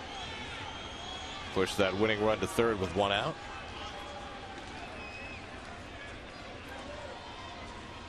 And Turner hits it sharply. Double play ball, but it takes a bad hop. Goes right to Infante, and they turn 2. Oh, wow. A miraculous double play to end the inning. A carob off the shoulder of Ramirez on a night when the infield was all messed up before the game, and it bounces just right for the Marlins for a 6-4-3 double play. Have you ever seen anything like that?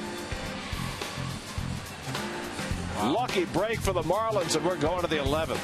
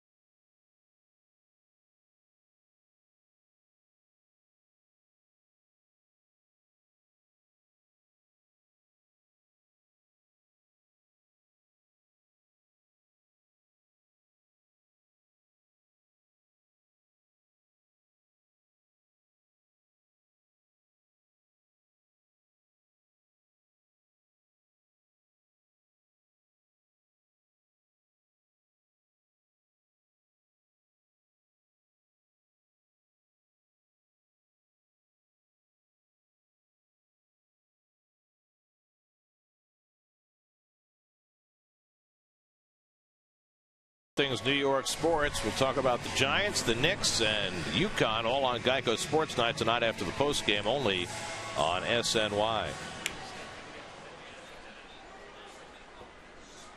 Ryota Igarashi comes on to pitch the 11th inning for New York. His last appearance was Saturday in Houston after Carlos Lee had earlier gotten his 2000th hit. First pitch to Carlos Lee's next at bat against Igarashi. A home run. This time the first man he'll face will be Mike Stanton, who homered already tonight, and he lines a base hit. Igarashi's got to start working on that first pitch. That ball was hit so hard.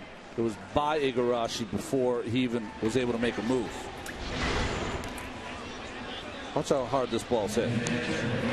Well, look where who's playing. Way up the middle. He had no shot. 7 hits for the Marlins, the second for Stanton, so he's aboard leading off the 11th. And now Brett Hayes will come up, and the Mets will look for the bunt with Omar Infante on deck. Hayes batting for the first time, came on as a pinch runner in the ninth. And this is a bunt situation here. Hayes, a bench player, not a terrific hitter. And he's going to hit. How about this? Still can't get over that double play at the end of the 10th. I mean, we talked about it early in the game, the fact that this is an infield that generally produces no bad hops, but because of all the work they had to do on it beforehand, you expected there might be some. Sure enough, big spot, bad hop might be the ball game. Yeah. But it takes a great bounce for the Marlins off Handler Ramirez's shoulder and right to second base. Backhand stop by Tolley. Well, here it is right here. But see, terrible hop, but Ramirez stayed in front Hits his body, and that's just everything else is just good fortune. How about the throw Infante made with Murphy bearing right down on him? A bullet to first base.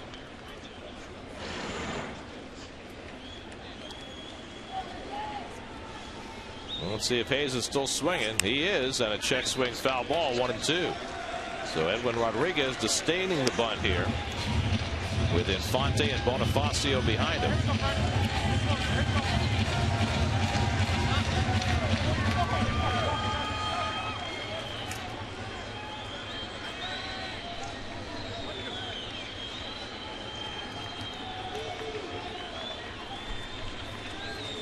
Stanton with a very short lead at first.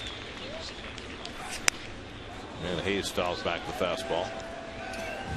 Now Mike O'Connor pitched an impressive 10th inning, 1-2-3 with a couple of strikeouts. Remember, Stanton started the season with some leg troubles, so that's reduced his ability to steal bases. One thing you have to be worried of here, Toley's got to make sure he blocks this baseball. We've seen Igarashi, when he gets ahead, sometimes will bounce that breaking pitch. Got the curve and the splitter. And Hayes goes down swinging on the splitter. 1 out in the 11th. It's just a curious call that he was not bunting there. Yep. So 1 out and 1 on. And now Infante, who's had a perfect night at the plate, 3 for 3 in a sacrifice.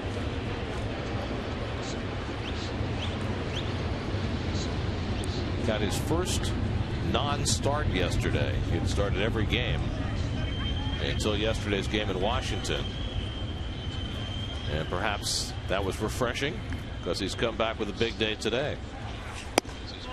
Taking all the way 1-0.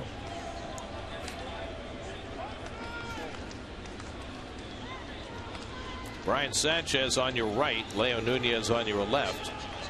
Nunez having one of those closer games on the road in extra innings where you get up every inning hoping your team gets a lead so you can come in for a save. Otherwise you sit back down and somebody else goes in. I've seen the Mets have a couple of those over the last few years.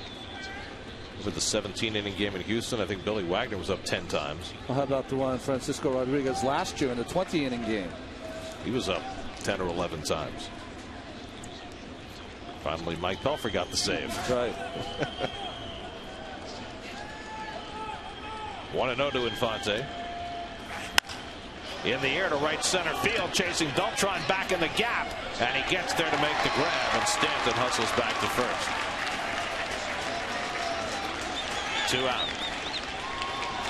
Boy, the ball comes off the bat. It looks like it's going to be a short double, and it is a can of corn in this ballpark tonight. Unless you're Mike Stanton. Well, so now Bonifacio, who pinch hit in the 9th inning and struck out, stayed in the game in center field. The pitcher's spot is due up next. The only man left on the bench for the Marlins is backup infielder Ozzie Martinez, and there he is on deck to pinch hit. So each team has a Martinez in reserve. The Mets have spent theirs. Up and away to Bonifacio, 1-0. Well, Martinez the last man on the Florida bench, and the Mets technically still have David Wright left in the dugout, but it seems pretty clear that he will not be used even though he is technically active. Good down fastball by Igarashi, 1-1. Bonifacio, one of those guys, little in stature, great speed, has a long swing.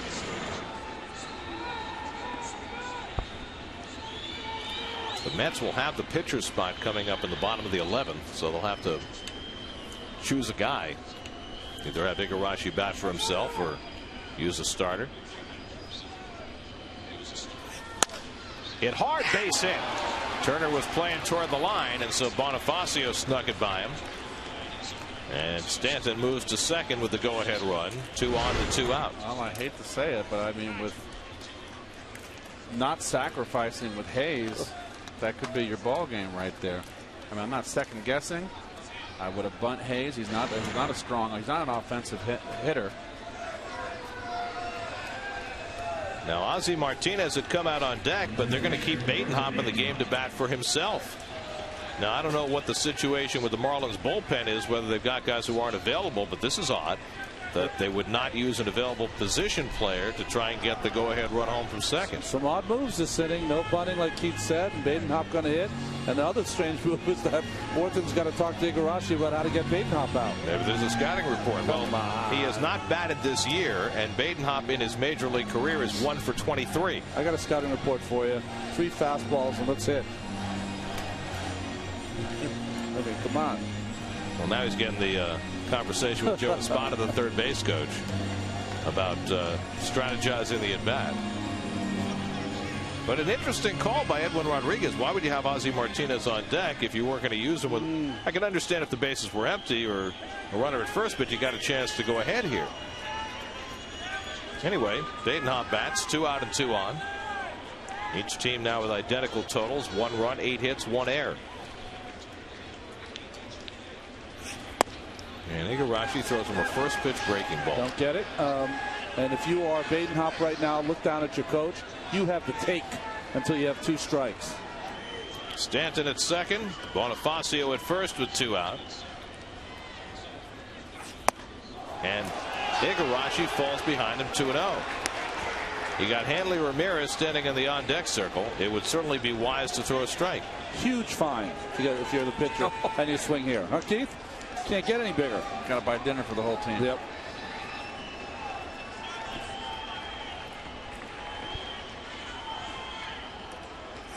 There you go.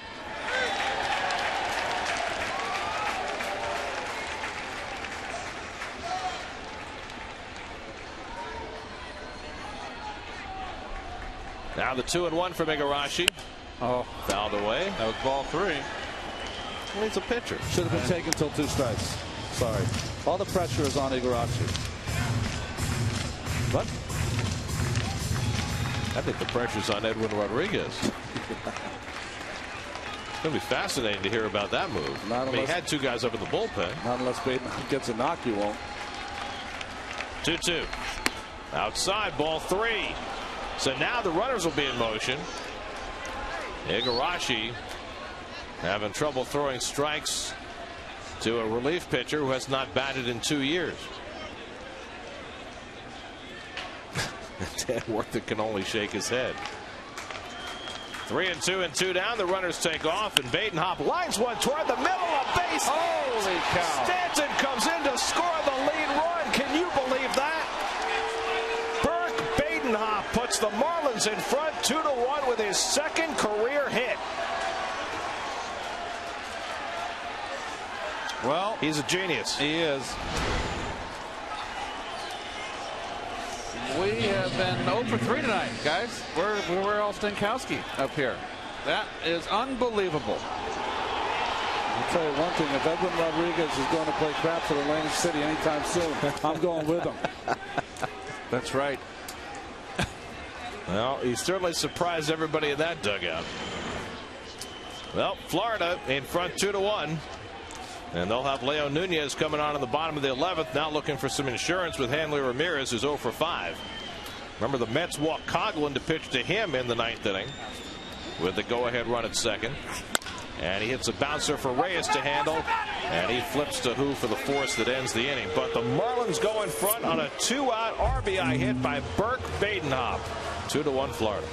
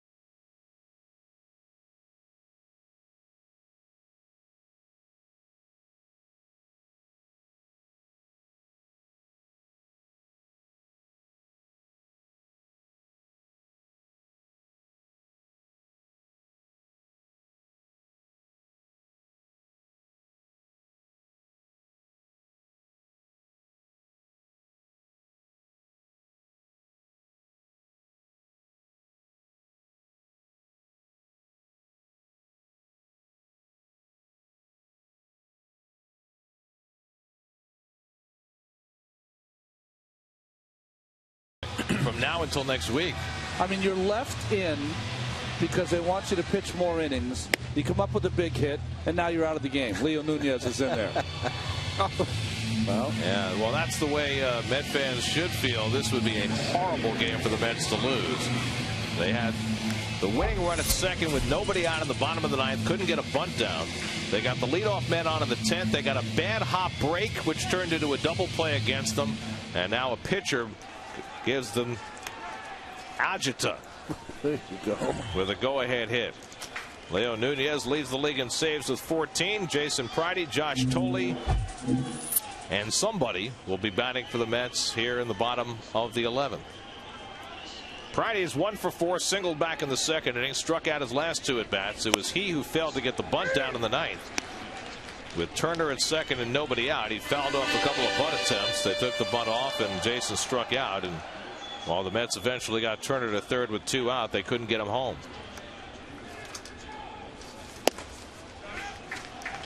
One and one to Pridey.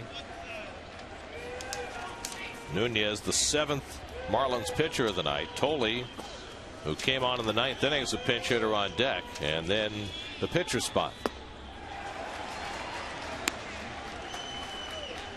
Nunez has that good off-speed pitch.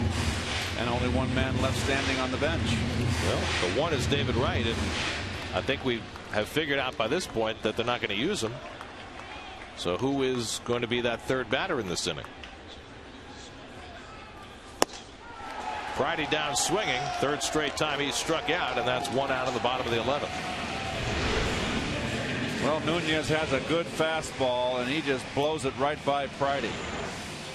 So now Josh Thole will come up, and John Neese has come on deck to be the pinch hitter. So it's up to Thole here to get something done. At least get on base and give the Mets a chance to get Reyes to the plate in this inning. Although with what Badenhop accomplished, you never know, right? John Neese has a better hitting record than Badenhop did. Thole was intentionally walked in his only plate appearance in the 9th. And takes that changeup wide for ball 1. Thole came on as a pinch hitter for Paulino, who started the game behind the plate. And Nunez falls behind him 2-0.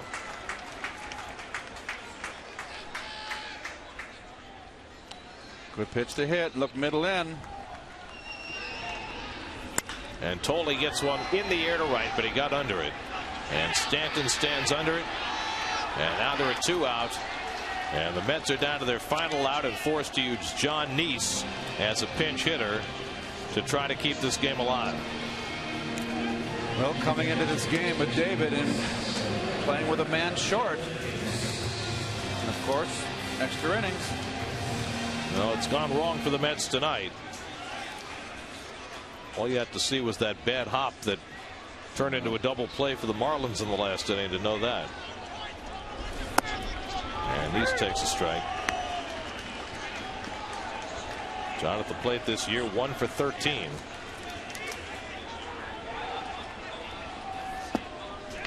A ball and a strike. Burt Badenhop had his Rick Camp moment. Can Neese do the same?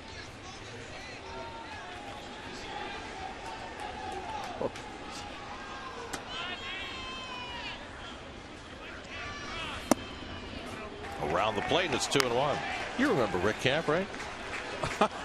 Yes, we do. I did. Didn't you face him? Yeah, we met each other at 4:30 in the morning. Neese takes one the other way, and that'll go foul into the seats, and the Mets are down to their final strike. And John's given a good accounting of himself in this at bat. He's got some talent at the plate. His next start will be tomorrow night against Ricky Nolasco. We'll hope to have 4 at-bats in that game. 2-2 from Nunez, and Neese moves out of the way, and it's 3-2. So just as Badenhop did, he's worked the count full. Well, he's got to be here for fastball, hit it, Ronnie. I'm going to bloop and a blast one time. 3-2 to Neese. Fouled away. He's making like a hitter.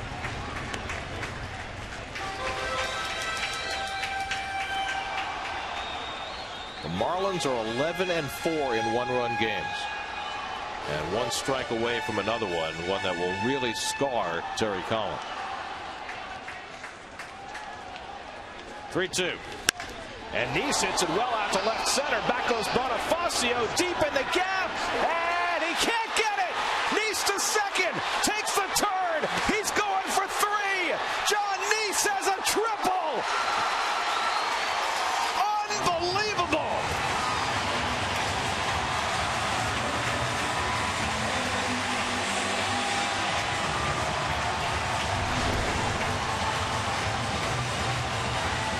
One always got to catch that ball. He had it, and how can he play so shallow with a 1-run lead? 2 outs. My goodness. Nice at bat by Nice. What an at bat. Third extra base hit of Nice's career. 2 doubles. This is his first career triple. And now he is the tying run at third with 2 out. Making every pitcher proud. Now Reyes will try and get him in.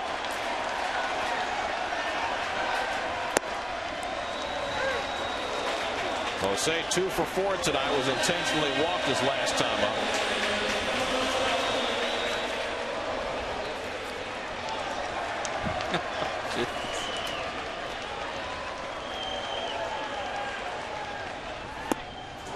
And now Nunez, staying off speed, gets ahead 0-2.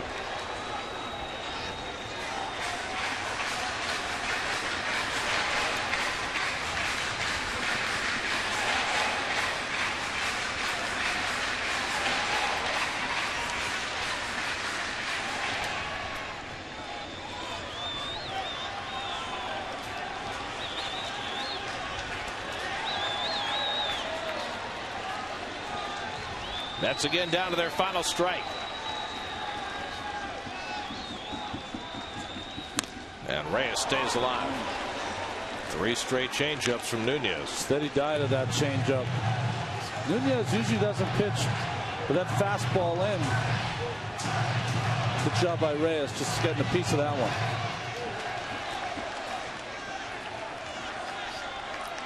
John Nice keeping the game alive with a pinch hit triple. 0-2 to Reyes. Oh, barely. Well, he's fought off some tough pitches, let me tell you. All off speed with tremendous sink to it. Almost turns it over like a screwball. Would you eventually have to look for a fastball here? If I'm Nunez, I got to throw one out of the strike zone, up in the strike zone.